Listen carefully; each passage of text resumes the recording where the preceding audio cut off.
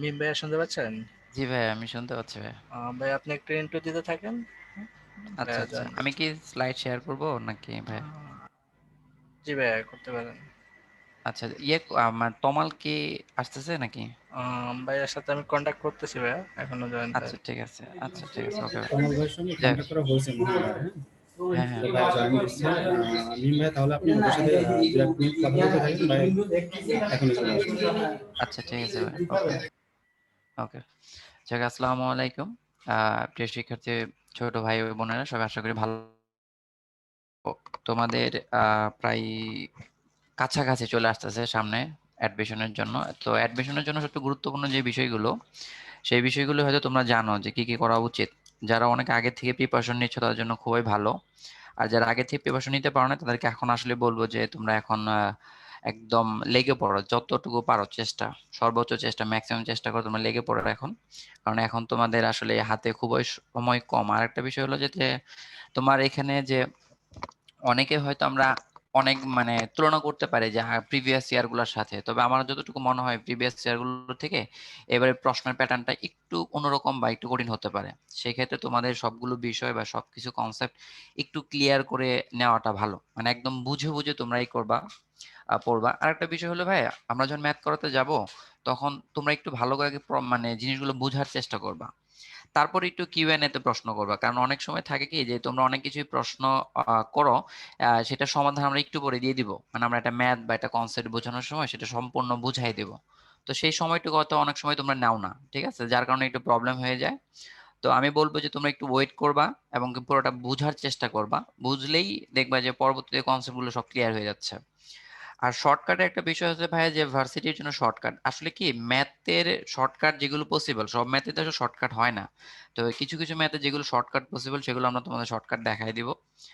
আর বেশিরভাগ ম্যাথেরই দেখা যায় তুমি যখন ম্যাথ মানে করবা, করার পর দেখবা যে লাস্ট লাইনে যেটা যাবা ওটাই সাধারণত শর্টকাট হিসেবে থাকে, ঠিক আছে।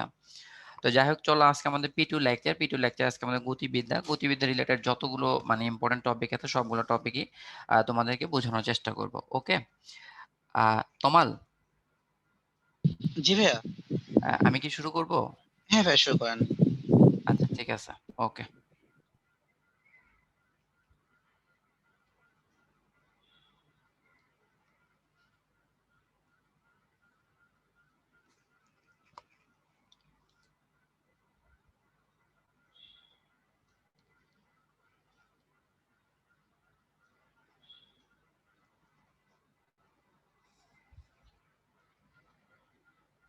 তোমার স্লাইড কি দেখা যাচ্ছে? হ্যাঁ ভাইয়া, ক্লিয়ার। ওকে ঠিক আছে, একটু ওয়েট করো।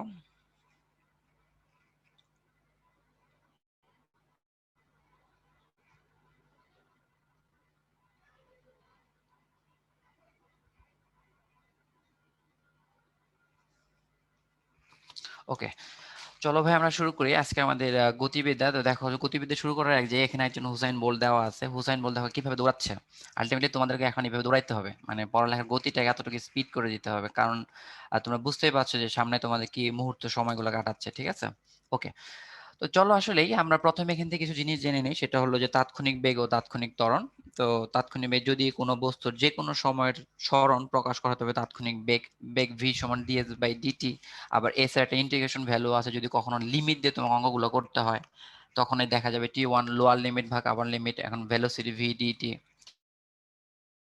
যখন কোনো জায়গায় সরণ বের করতে হয় তখন ভি বনাম টি এর লেখচিত্রে মোট সরণটা নির্দেশ করবে। ভি বনাম টি আমরা একটু পরে করবো এগুলা, আর এই বিষয়গুলো তোমাদের জানা আছে। আবার ত্বরণ এ সমান সময়ের সাথে বেগের পরিবর্তন ডিভি বাই ডিটি, আবার ভি সমান ডিএস বাই ডিটি। সেখান থেকে আবার ইন্টিগ্রেশনের ফর্মুলা দেওয়া আছে যদি কখনো লিমিট দিয়ে তোমাকে বলে দেয়, ঠিক আছে।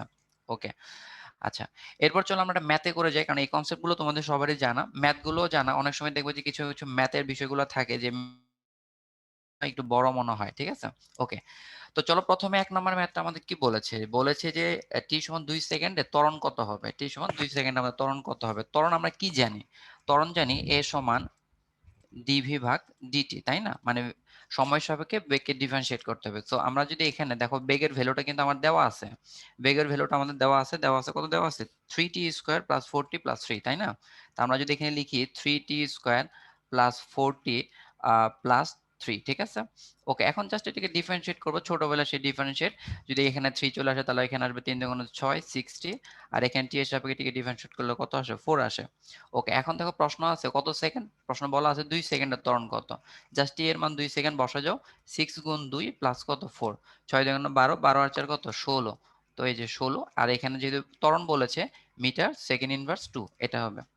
ওকে, এগুলো প্রশ্নগুলো খুবই সহজ, কিন্তু পরীক্ষায় এই প্রশ্নগুলো মাঝে মাঝে তোমরা দেখতে পাবা, সো এগুলো একটু ভালো করে খেয়াল করবা। ওকে, আচ্ছা, এরপর 2 নম্বর প্রশ্ন। 2 নম্বর প্রশ্ন বলা হয়েছে t সমান 2 সেকেন্ড এবং t সমান 4 সেকেন্ডে সরণ কত, একটা লিমিট বলেছে সরণের জন্য। তো একটু আগে যে আমরা ফর্মুলাটা দেখলাম যে সরণ সমান আমরা কি জানি, সরণ সমান আমরা জানি s সমান ইন্টিগ্রেশন অফ v dt, আর নিচে হয় লোয়ার লিমিট মানে সময় কম সময় যেটা, অর্থাৎ আমরা যদি বলি t1 আর উপর হলো আমাদের t2। সো এখন আমরা এখানে মান বসিয়ে ক্যালকুলেট গুলো করলেই হবে। যেমন আমরা ধরুন লিখতেছি যে s সমান ইন্টিগ্রেশন অফ t2, এখানে হলো t1, ওকে, আর v এর মান প্রশ্ন দেওয়া আছে, v এর মান আছে দেওয়া আছে 3t square plus 4t plus 3, আর এখানে হলো একটা dt। ওকে, আচ্ছা, এখন দেখো এখানে জাস্ট আমরা যদি এটাকে ইন্টিগ্রেশন একটু করে ফেলি, এখনই দেখো ইন্টিগ্রেশন করে ফেললে সরাসরি লিখতে পারি, বা আমরা তোমাদের বোঝানোর জন্য একটু ভেঙে যদি লিখি যে কি হচ্ছে, এখানে আমরা ক্যালকুলাস এগুলো খুব ভালো করে করেছি যে 3t স্কয়ারকে dt করলে কি হচ্ছে আসলে 3 t কিউব ভাগ 3, আবার এখানে লিখতে পাচ্ছ কত 4, 4, আচ্ছা এখানে হবে t স্কয়ার ভাগ 2, আর এখানে হচ্ছে যে 3t হয়ে যাবে, তাই না? ওকে, তো এখন তুমি দেখো এখানে লিমিটগুলো কিন্তু বলা আছে, একটা হলো 2 সেকেন্ড আর একটা বলা আছে কত 4 সেকেন্ড। তুমি জাস্ট এই লিমিটগুলো এখানে ইনপুট করো, যে এখানে 3 3 কেটে যায়, আবার এখানে 2 দ্বারা 4 কে কাটলে কত হয় 2 হয়, সো এখানে হচ্ছে t কিউব ভাগ কত 3, আবার এখানে পাচ্ছ কত প্লাস 2t স্কয়ার প্লাস এখানে পাচ্ছ হলো সরি এখানে একটা t মনে মিস্টেক হয়েছে, 3t যেহেতু t সহ আছে 3t, এখানে হলো যে আমাদের লোয়ার লিমিট হলো কত 2 আর আপার লিমিট কত 3, তো সো আমরা লোয়ার লিমিট যদি 2 ধরি, আপার লিমিট কত সরি 4 সেকেন্ড। এখন তুমি জাস্ট এই মানগুলো এখানে ইনপুট করো, মানগুলি ইনপুট করলে হচ্ছে কত দেখো, এখানে আমরা প্রথমে 4 বসাবো, তাই না? সরি এখানেও 3 লিখে ফেলছি ভুলে, কারণ এখানে তো 3 থেকে কাটা যাচ্ছে। তো এখন আমরা যদি প্রথমে এখানে টি কিউ এর জায়গায় যদি 4 বসাই, তাই না, 4 বসাই, তাহলে 4 কিউ, 4 কিউ মানে কত, আমরা সরাসরি লিখতেছি 4 কিউ মানে 64, ঠিক আছে?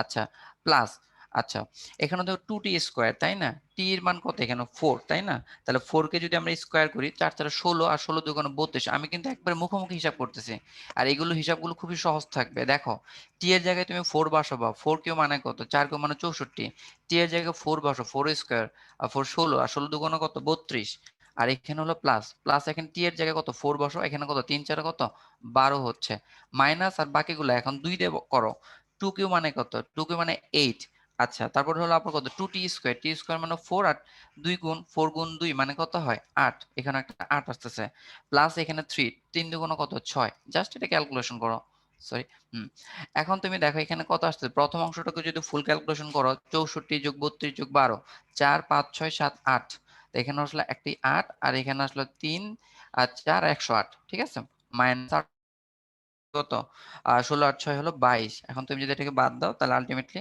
86 মিটার। অঙ্কগুলো খুবই সহজ, যদি একটু সহজভাবে চিন্তা করো, কমপ্লেক্স কিছুই নাই। যদি বলো এত বড় ম্যাথ কি এমসিকিউ তে আসবে, ভাই আমরা কিন্তু এমসিকিউ প্লাস রিটেন, কারণ ডিইউতে কিন্তু রিটেন প্রশ্নগুলো থাকবে, সো একটু রিটেনের প্রতি আমাদের নজর দিতে হবে।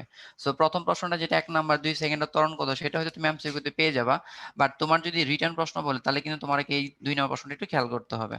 ওকে, আচ্ছা এরপর আসো আমরা কিছু গতি রিলেটেড কিছু বিষয় জেনে নেই, যেগুলো গতি সমীকরণ রিলেটেড বিষয়। যেমন আমরা একটা বস্তু যদি ইউ আদি বেগে যদি রওনা করে, আচ্ছা আমি তোমাদেরকে একটা কথা বলি, অনেকেই রেইজ হ্যান্ড করে বসে আছো, আলটিমেটলি কিন্তু এখন রেইজ হ্যান্ড করার কোনো মানে হয় না, ঠিক আছে ভাই, তোমরা হাতগুলোকে নামাই ফেলো, যখন দরকার হবে তখন আমি বলবো রেইজ হ্যান্ড করার জন্য, ঠিক আছে? ওকে, আচ্ছা দেখো এখানে বলা হয়েছে গতির সমীকরণ, তো একটা বস্তু যদি এ অবস্থান থেকে ইউ আদি বেগে যাত্রা শুরু করে, এ করে বস্তু যদি বি অবস্থানে যায়, সেই ক্ষেত্রে আসলে শেষ বেগের মান ভি হচ্ছে।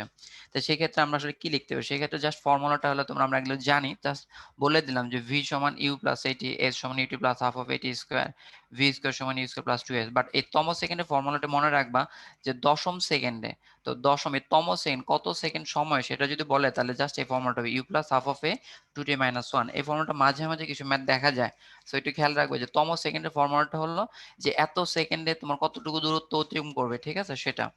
আর সমবেগের ক্ষেত্রে তোমরা জানো, সমবেগের ক্ষেত্রে s1 vt minus s1 vt, দেখো সমবেগ আর সমত্বরণ বিষয়টা আসলে কিন্তু এক না। সমবেগ হলো প্রত্যেক মুহূর্তে তোমার ভেলোসিটিটা সেমই থাকবে।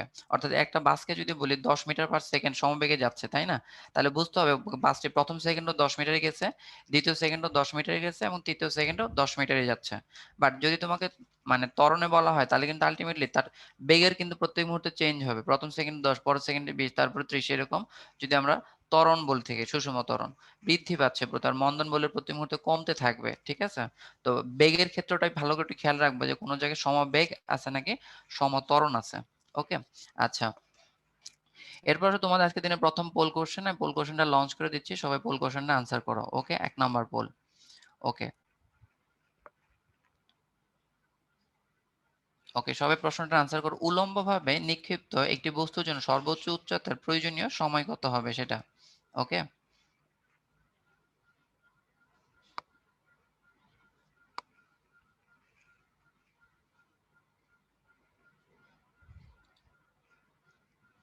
ভাই ক্যালকুলাস বুঝো নাই? শফিকুল বলল ভাই ক্যালকুলাস তো খুবই ইজি ছিল, জাস্ট ইন্টিগ্রেশন আর ডিফারেন্সিয়েশন করা ছিল ওখানে।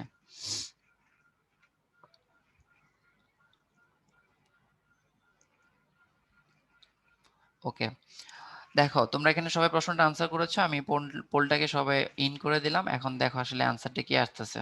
ওকে, দেখো তোমরা পোলে বেশিরভাগ স্টুডেন্ট 20 মানে একটু, আচ্ছা আমি শেয়ার করে দিচ্ছি। এই প্রশ্নটা আসলে ভুল করেছে মানে খুবই ব্যথিত হয়ে গেছে। তো প্রশ্ন বলেছে কি যে উলম্বভাবে নিক্ষিপ্ত একটি বস্তু সর্বোচ্চ উচ্চতায় প্রয়োজনীয় সময় বলেছে। উলম্বভাবে কথাটা বুঝেছো? তো আসলে আনসারটা আমি একটু বুঝাই তোমাদের, বলি যে ঘটনাটা আসলে কি। দেখো আনসারটা আসলে তোমরা অনেকে সঠিক আনসার দিছো, 135 জন স্টুডেন্ট তোমরা সঠিক আনসার দিছো এখানে। তো আনসারটা হবে 1 নাম্বার। ঠিক আছে? তো কেন হচ্ছে আমি তোমাদের ব্যাখ্যা করে একটু বলে দিচ্ছি। ওকে, দেখো আমরা যদি লিখি যে v সমান u প্লাস 80, ঠিক আছে, উলম্বভাবে নিক্ষিপ্ত বস্তুর ক্ষেত্রে, তাই না? তো আমরা যদি এখানে একটা ফর্মুলা লিখি যে v সমান u প্লাস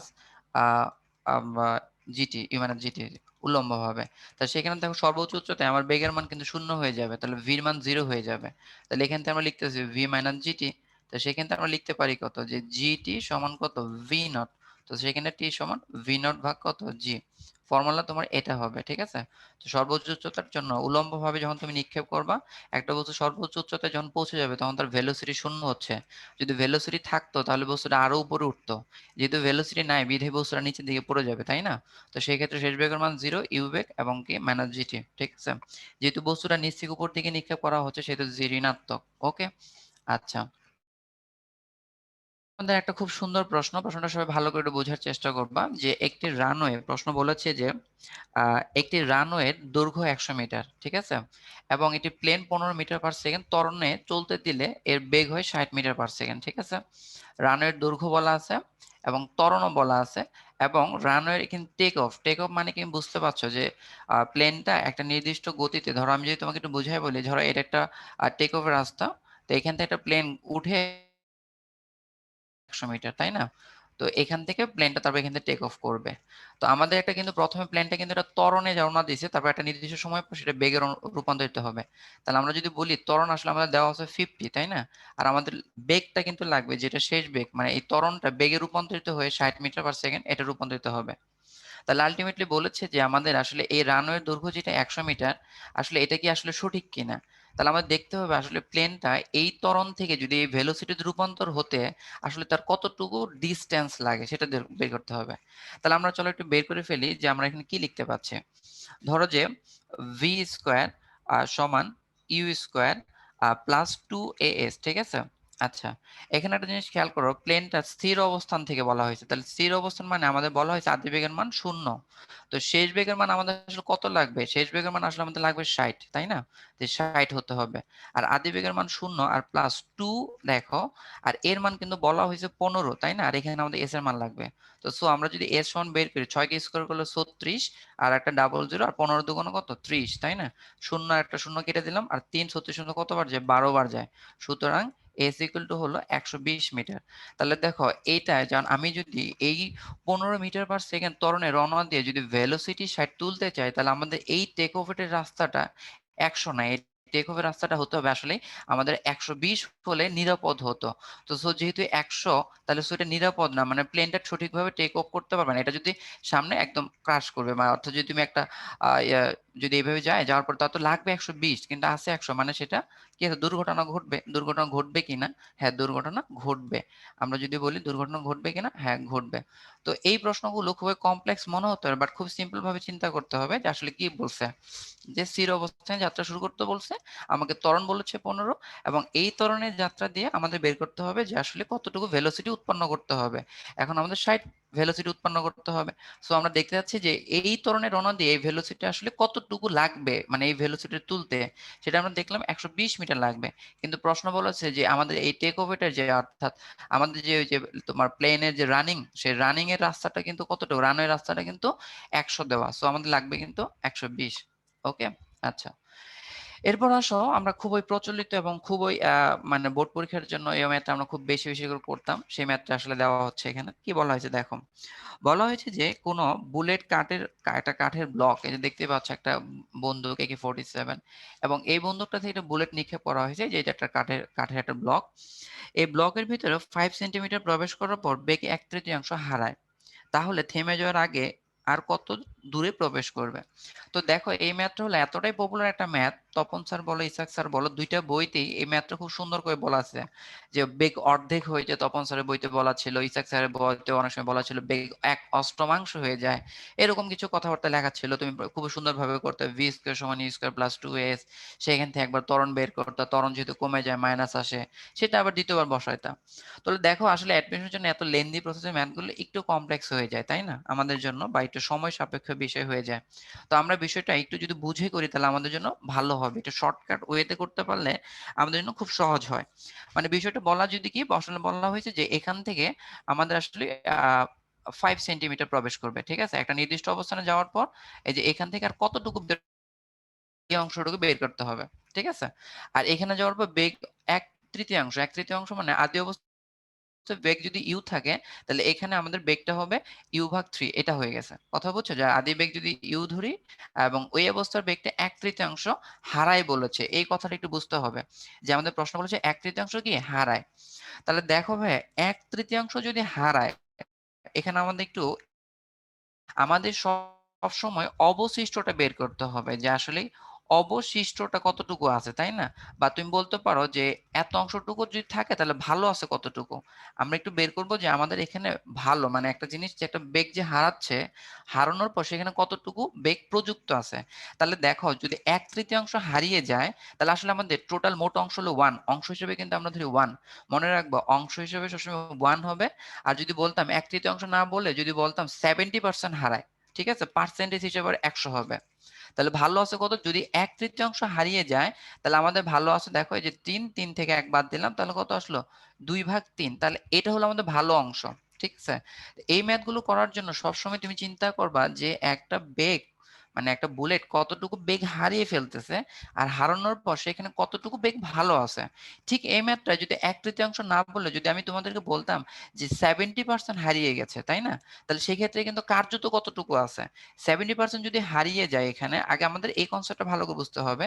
তাহলে আসলে টোটাল অংশ কিন্তু 100 থেকে 70 বাদ দিয়ে আমরা কিন্তু 30% নিব সঠিকটা, মানে করার জন্য, ম্যাথ করার জন্য। তো আমাদের এখানে সবসময় খেয়াল রাখতে হবে যে এখানে প্রশ্নে কি হারানো বেগ দেওয়া আছে না প্রযুক্ত বেগ দেওয়া আছে। এই একই প্রশ্নে যদি তোমাকে বলতো যে বেগ 1/3 হারায় বলা নাই, বেগ 1/3 অবশিষ্ট থাকে, কি বললো, বেগ 1/3 অবশিষ্ট থাকে, তাহলে কিন্তু তুমি ভাই বেগ মানে বিয়োগ করার দরকার নাই, যেটা আছে সেটাই। তো এটার জন্য আসলে এত লম্বা প্রতিযোগ অঙ্কটা না করে আমি তোমাদের জন্য শর্টকাট ওয়ে দেখাই দিচ্ছি, ঠিক আছে। তোমরা এই শর্টকাট ওয়েটা ফলো করবা, তাহলেই হবে। যেমন শর্টকাট ওয়েটা হলো x সমান v² দিয়ে সমান u² - v²। তোমরা অনেকেই ফর্মুলাটা n দিও, n এর একটা ফর্মুলা আছে যে n-1, তো ওখান দিয়ে ওইভাবেও করতে পারো, বাট এটা একটু পারফেক্ট, যেটা আমি তোমাদেরকে এখন দেখাচ্ছি এটা হলো একদমই পারফেক্ট একটা বিষয়।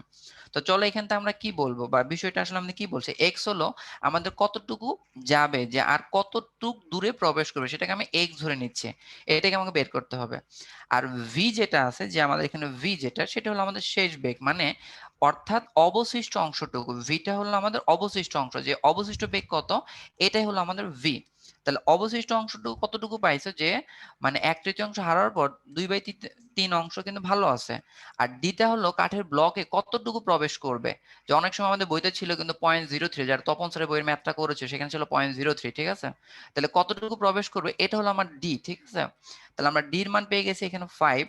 আচ্ছা, আর ইউ এর মান, আদি বেগের মান কত? তো এখানে আসলে তোমরা অনেকে হয়তো একটু গোলাই ফেলতে পারো, আদি বেগের মান দেওয়া নাই, আসলে আদি বেগের মান এখানে 1। কারণ আমি তোমাকে একটু বুঝাই বলি, বিষয়টা এটাই যে তুমি যদি ইউ ইকুয়াল টু ইউ ধরো, ঠিক আছে, তাহলে ভি ইকুয়াল টু হবে 2/3 ইউ, তাই না? তাহলে তুমি আলটিমেটলি এখানে একটা ইউ কিন্তু আসে, সেই ইউটার এখানে কেটে গেলে এখানে আলটিমেটলি কিন্তু একটা 1 থাকবে। মানে আদি বেগের মান এই অংশটুকুর জন্য আদি বেগ, যেহেতু আমরা অংশ হিসেবে নিচ্ছি, দেখো আমরা কিন্তু যে 1 অংশ থেকে বাদ দিচ্ছি, অংশ মানে এখানে অ্যাপ্রোপ্রিয়েট ভাবে বুঝে নিতে হবে যে তোমার আদি বেগের মান 1। আর ভির মান কত বলেছে? ভির মান হচ্ছে যেটা আমরা বের করলাম যে অক্ষত অবস্থান, মানে আমাদের ভালো আছে কতটুকু সেটা। তাহলে তুমি জাস্ট এখানে ক্যালকুলেট করো, 2 দুগুণে 4 আর 3 3 9, আর এখানে হলো একটা গুণ হলো 5, আর এখানে 1, আর এখানে 2 দুগুণে 4, আর এখানে 3 3 9। আর এখন একটু ক্যালকুলেট করলে তুমি দেখো উপরে পাচ্ছ 4 5 20 ভাগ 9, আর এখানে পাচ্ছ 9 মাইনাস 4, মানে আমরা যদি একটু লসগু নেই যে 9 মাইনাস 4, তো সেখান থেকে তুমি পাচ্ছ এক্স ইকুয়াল টু 20 ভাগ 9, আর এখানে 9টা উপরে উঠে যাবে, 9 থেকে 4 গেলে কত হয়? 5 হয়। তাহলে এই 5 দ্বারা 20 কে কাটলে হয় 4। তো সো আর কতটুকু প্রবেশ করবে? আর সরি, আর 4 সেন্টিমিটার প্রবেশ করবে। এটা হলো তোমাদের প্রশ্নটা। তো দেখো আসলে সবাই বুঝতে পারছো কিনা? জিনিসটা আসলে খুবই সহজ।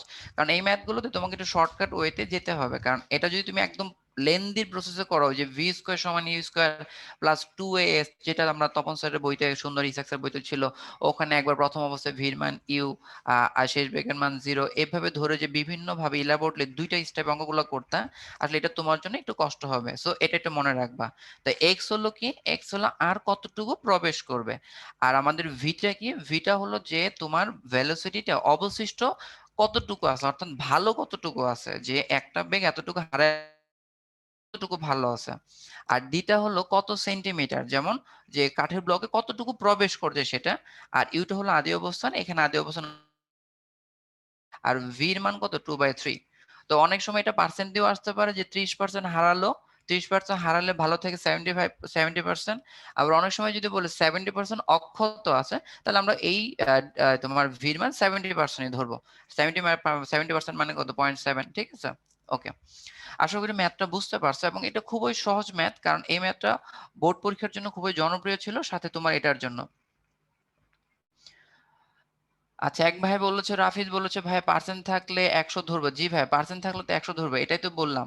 আর আদিবেগের মান তো ভাই এখানে আমরা 1 ধরে নিচ্ছি, মানে আদিবেগের মান 1 ধরতেছি কেন? এই যে দেখো তুমি এখানে ইজিলি বুঝতে পারছো, যদি আমি এখানে দেখো ক্যালকুলেশন করে তোমাকে দেখালাম, যদি তাও না বুঝতে পারো, দেখো আমি তো বলেছি, দেখো আদি বেগের মান ইউ ইকুয়াল টু ইউ, ঠিক আছে।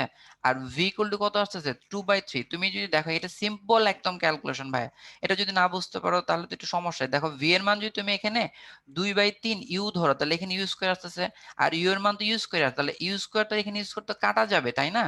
তোমার এখানে ইউজ করে কাটা যাবে, যে অংশ হিসেবে এত এত অংশ।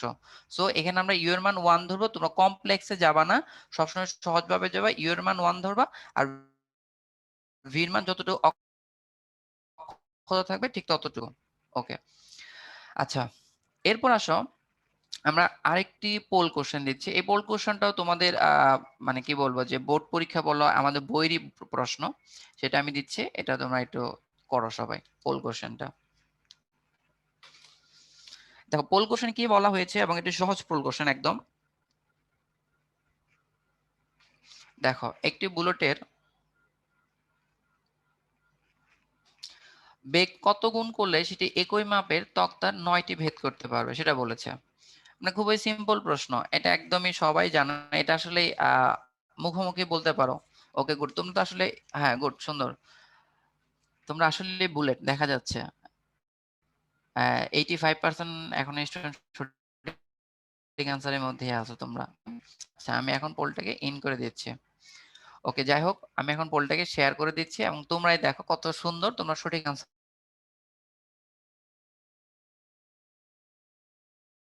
প্রশ্ন আসলে কি বলেছে? বেগ কত গুণ করতে হবে, তাই না? তো তোমরা কিন্তু দেখো এই প্রশ্নটা যখন করেছো, যখন তোমরা এই প্রশ্নটা করছো তখন আমরা গতিশক্তি সমান কি লিখেছো, যে গতিশক্তি সমান E কে সমান হাফ mv স্কয়ার। যখন এই বেগে যায়, যখন একটি বুলেটের বেগ কত গুণ করলে একইভাবে 9টি তক্তা ভেদ করতে পারবে। যদি এই গতিতে যায় তাহলে আমরা বলতে পারি একটা তক্তা ভেদ করতে পারে। কিন্তু আমাদের কয়টা তক্তা ভেদ করতে হবে? 9টি তক্তা। তাহলে আমি যদি এখানে বেগের মান যদি এরকম করি যে m এর মান, বেগের মান আমি 3v দিলাম, তাহলে আলটিমেটলি দেখো এখানে হাফ m, এখানে 3v স্কয়ার, মানে তুমি দেখো এখানে 9 হাফ mv স্কয়ার। তাহলে বেগের মান 3 গুণ বৃদ্ধি করার কারণে আমাদের তক্তা ভেদ করতেছে কয়টা? 9টা। বেগের মান যদি 3 গুণ করো, তক্তা ভেদ করছে কয়টা? 9টা। কিন্তু আমার তক্তা কয়টা ভেদ করতে হবে? 9টা তক্তা ভেদ করতে হবে। কারণ এই গতিশক্তি যদি যায়, যেমন হাফ এম ভি স্কয়ার, এই গতিশক্তি যদি যায় তাহলে আমাদের একটা তক্তা ভেদ করবে। তাহলে এখন দেখো এর সাথে 9 গুণ মানে কি? 9টা তক্তা ভেদ করতেছে। তাহলে ভেলোসিটি 3 গুণ করলে আমার এখানে তক্তা ভেদ হচ্ছে 9টা। আলটিমেটলি এখানে গতিশক্তির সাথে ভি এর একটা সম্পর্ক কানেক্ট হচ্ছে।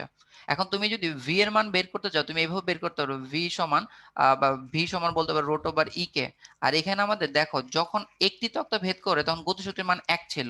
সো যদি গতিশক্তির মান 9 বলো বা 9টা তক্তা গতিশক্তির মান 9, তাহলে তুমি কিন্তু এখানে সরাসরি বলতে পারো যে ভির মান 3 গুণ হবে। কথাটা বুঝতে পারছো? দেখো গতিশক্তি সমান হাফ এম ভি স্কয়ার, যখন এই এম ভি স্কয়ার হচ্ছে তখন আমার একটি তক্তা ভেদ করতেছে।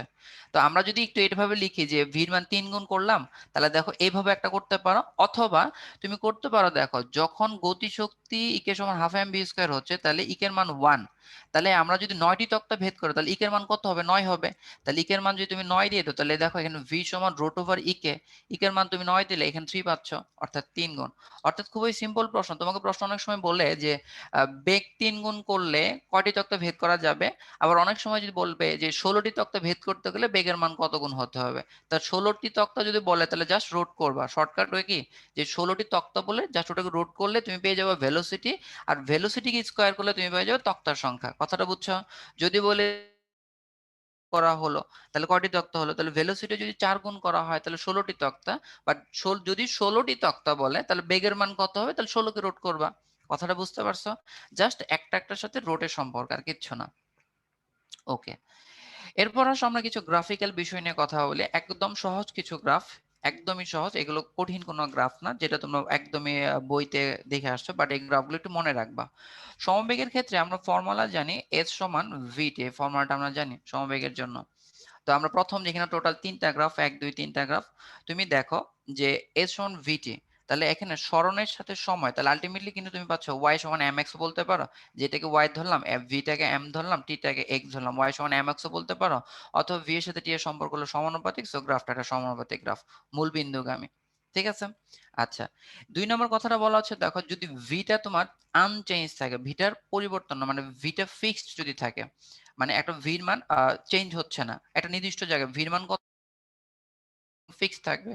তো ভি এর সাথে যদি দেখো সমবেগ, যদি আমি তোমাদের প্রথমেই বলেছিলাম, যদি ধরো 10 মিটার পার সেকেন্ড সমবেগ এটা গাড়ি যদি চলে, তাহলে মানে কি এর বেগের মান ফিক্সড, প্রথম সেকেন্ডও 10 মিটার।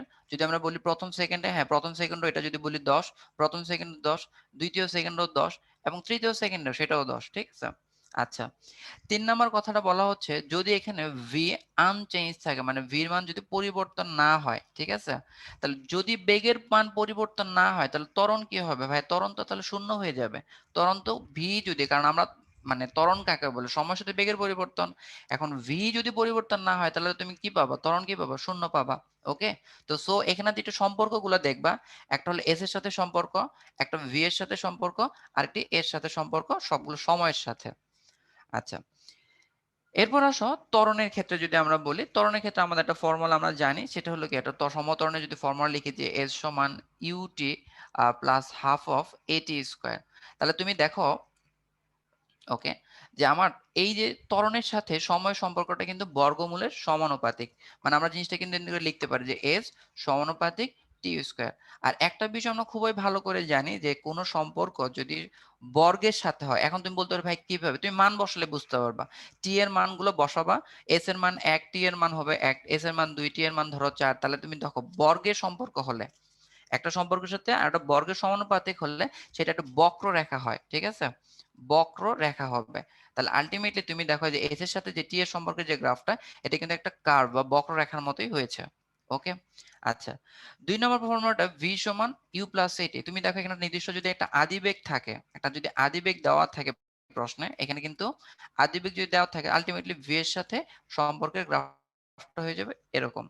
আচ্ছা, যে v সমান u প্লাস at যদি তুমি বলতে চাও v সমান u প্লাস at, যদি তোমার একটা আদিবেগ দেওয়া আছে যে আদিবেগটা, আর বাকিটা হলো এর সাথে t এর সম্পর্কটা, v এর সাথে t এর সম্পর্ক। এরপর আসো যদি আমরা এখানে যদি বলি a আনচেঞ্জ, মানে এখানে a তোমার কোনো পরিবর্তন হচ্ছে না, আনচেঞ্জ, এ কোনো পরিবর্তন না হলে তাহলে দেখো এর সাথে সময়ের কিন্তু পরিবর্তন একটা নির্দিষ্ট হারে যেতে থাকবে।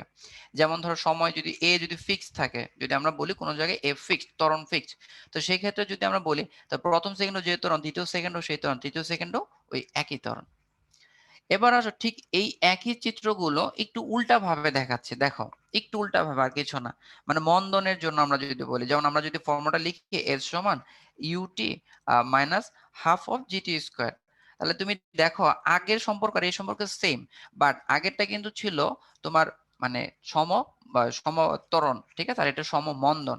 তো মন্দনের ক্ষেত্রে কিন্তু সেটা রিডিউস হচ্ছে, দেখো গ্রাফটা দেখো আগের ক্ষেত্রে পজিটিভলি যাচ্ছে। আচ্ছা, ঠিক আছে। আরেকটা বিষয় হলো যে এই ক্ষেত্রে তুমি দেখো যে মানে এখানে কিন্তু দেখো ভির মান জির মান কিন্তু নেগেটিভ দিকে, আগেরটা ছিল পজিটিভ দিকে, দেখো আগেরটা কিন্তু পজিটিভ দিকে ছিল, আর এখানে হলো নেগেটিভ দিকে, কারণ এটা মাইনাস আছে। আর ত্বরণের মান উপর দিকে পজিটিভ, নিচের দিকে নেগেটিভ, সো এখানে যদি ত্বরণ মান এটা ওই একই রকম আনচেঞ্জড থাকে। আচ্ছা, আচ্ছা আমি তোমাদের একটা প্রবলেম দেখলাম, বেশিরভাগ স্টুডেন্ট বলছো যে তোমরা গুলির ম্যাথটা বুঝোনি, তাই না? আচ্ছা আমি একটু গুলির ম্যাথটা আবার তোমাদেরকে বুঝাই বলি। আলটিমেটলি এখানে কিছুই নাই ভাই, তোমরা খালি শর্টকাট ফর্মুলাটা অ্যাপ্লাই করবা, আর পুরা ম্যাথের প্রসেসটা, আমি যদি বলি পুরা ম্যাথের প্রসেসটা তোমরা তপন স্যারের বইয়ের একদম 3 নাম্বার যে 2 বা 3 নাম্বার যে এক্সাম্পল ছিল হুবহু সেই ম্যাথটাই, বাট আমি তোমাদের শুধু শর্টকাট দিয়ে বোঝানোর চেষ্টা করছি, যে শর্টকাটটা। তো তোমরা যে আসলে শর্টকাটে কোন ভ্যালুটা আসলে আমি কি বোঝাচ্ছি। আর যদি তোমার পুরো প্রসেস দিয়ে ম্যাথটা করতে চাও তাহলে তো ভাই সমস্যা নাই, আমাদের বইতে করে যদি ওইভাবে করতে হবে কোনো সমস্যা নাই। যে প্রথমে যদি আমি তোমাকে বলি যে এখানে দুইটা অবস্থান হবে, একটা এ অবস্থান, একটা বি অবস্থান, একটা সি অবস্থান। এখন তুমি যদি এ বি অবস্থানটা নাও, তাহলে তুমি দেখো এ বি অবস্থানে আমার আদি বেগ হলো ইউ নট, আর এ বি অবস্থানের ক্ষেত্রে আমার শেষ বেগ হলো কত, ইউ ভাগ 3, ঠিক আছে। আচ্ছা, আর এ বি অবস্থানের ক্ষেত্রে আমার S1 এর মান হচ্ছে কত 5, আর এই অবস্থানের ক্ষেত্রে ত্বরণটা কত হবে, ত্বরণটা অবশ্যই নেগেটিভ আসবে। এই অবস্থানে তুমি ত্বরণ বের করবা, দেন তুমি আবার কি করবা, বিসি অবস্থানটা নিবা, এই যে বইয়ের যেভাবে করা বিসি অবস্থানটা নিবা। বিসি অবস্থানের ক্ষেত্রে আমার শেষ বেগের মান কত আসবে, বিসি অবস্থান শেষ বেগের মান আমার 0 আসবে। এখানে দেখো দুইটা বিষয়, একটা হলো এবি অবস্থান থেকে তুমি ত্বরণ বের করবা, আর বিসি অবস্থান থেকে সেই ত্বরণের মানটা তুমি কি করবা, অ্যাপ্লাই করবা। জাস্ট তাহলেই তো তোমার এখানে এস এর মান। আর এইখানে ইউ এর মান কিন্তু যেটা আদিবেগের মান ছিল সেটা হলো ইউ ভাগ কত 3 ছিল। জাস্ট এটাই, এই প্রসিডিউর আমার বইয়ের প্রসিডিউরটা, এই প্রসিডিউর তুমি যদি করো তাহলে তোমার খুব ইজিলি জিনিসটা মিলে যাবে। আর আমি তোমাদেরকে শর্টকাট দেখালাম, সেই শর্টকাটটা হলো যখন তোমার অংশ বলে তখন ইউ এর মান 1 অংশ ধরবা, আর ভি এর মান কতটুকু অক্ষত বা ভালো আছে সেটা ধরবা, যে 2/3 অংশ ভালো আছে সেই 2/3 অংশ দেখবা, আর কাঠের ব্লকে কতটুকু প্রবেশ করেছে এটা হলো 5 সেন্টিমিটার, আর বাকি প্রসেসটা জাস্ট নর্মাল একটা বিষয়। তোমরা এই ক্লাসের পর স্লাইড এবং ভিডিও সাথে সাথে পেয়ে যাবা, আরেকবার যদি একটু ভালো করে দেখো আশা করি বুঝতে পারবা। ওকে, এবার আসো আমরা গ্রাফ রিলেটেড একটা ম্যাথ করে ফেলবো। এই ম্যাথটা আমাদের আসলে কি বলেছে দেখো, ভালো করে সবাই একটু মনোযোগ দিয়ে বোঝার চেষ্টা করবা। ভাইয়া অনেক আস্তে আস্তে বোঝানোর চেষ্টা করতেছি, তারপরে যদি প্রবলেম হয় তাহলে অবশ্যই বলবা, তোমাদের তমল ভাই আছেন ওখানে বলে ভাই আনসার দিবেন, সাথে যদি কোনোটা খুব বেশি প্রবলেম হয় সেটা আমি দেখে আমি তোমাদের আবার বলে দিব। আর দ্বিতীয়ত হলো তোমরা ক্লাসের সাথে সাথে আবার ভিডিও এবং লেকচার গুলো পেয়ে যাবা, তারপর যদি দেখার পরেই একদম ক্লাস শেষের পরে এগুলো দেখলেই আবার বুঝতে পারবে যে আসলে কি সেটা। ওকে, এবার তুমি প্রশ্নটা দেখো, এখানে আমাদের কি বলেছে। প্রশ্নটাতে আমাদের বলা হয়েছে যে মোট সরণ কত, এখানে আমাদের মোট সরণটা বের করতে হবে, সরণটা। তো সরণটা আসলে আমি তোমাদের বলেছি টোটাল যে ক্ষেত্রফলটা হবে ভি এবং টি, ভি এবং টি যে মানে তোমার অক্ষ দুইটা বরাবর যে দুইটা গ্রাফটা তুমি আঁকাইছো, এই গ্রাফের যে টোটাল ক্ষেত্রফলটা হবে, এই ক্ষেত্রফলটাই হবে আমাদের কি টোটাল সরণটা হবে, আর কিছু না। তাহলে আমরা যদি একটু খুব সিম্পলি চিন্তা করি, খুবই সিম্পলি দেখো এচ সমান, প্রথমে আমরা এই অংশটুকু যদি নেই তাহলে দেখো এই অংশটা একটা ত্রিভুজের মতো দেখতে পাচ্ছে, আর ত্রিভুজের ক্ষেত্রফল হচ্ছে হাফ ইন্টু ভূমি গুণ উচ্চতা। তাহলে তুমি দেখো এখান থেকে 0 অবস্থান থেকে এটুকু হলো ভূমি, ভূমি কত 10, আর উচ্চতা কত, এই যে দেখো উচ্চতা এখান থেকে এখানে আসলো 10। তাহলে আমাদের এই অংশটুকু হয়ে গেল। তাহলে আমরা যদি এটা দ্বারা এটাকে, আচ্ছা পরে কাটলাম, আচ্ছা ধরো কেটে দিলাম, প্লাস তারপর আসলে দেখো বি সি, আমরা যদি এখানে একটা ই নেই আর ডি, এখানে যদি ধরেন আমরা ই এবং একটা এফ নেই, প্রথম অংশটুকু দেখো এ ই বি, প্রথম অংশটুকু কিন্তু আমরা যদি একটু বিষয়টা একটু যদি দেখাই দেই, দাঁড়াও তোমরা যদি বুঝতে দেখো একটু wait করো। প্রথম অংশটুকু আমাদের কি বলেছে, প্রথম অংশটুকু এখানে টোটাল কয়টা জিনিস, টোটাল হলো তিনটা। প্রথম অংশটুকু হলো যে এ অংশটুকু, এই অংশটুকু, তো এই অংশটুকু দেখো এ বি এবং ই। দ্বিতীয় অংশটুকু এটা কিন্তু দেখো, তো দ্বিতীয় অংশটা এ সি ই এফ।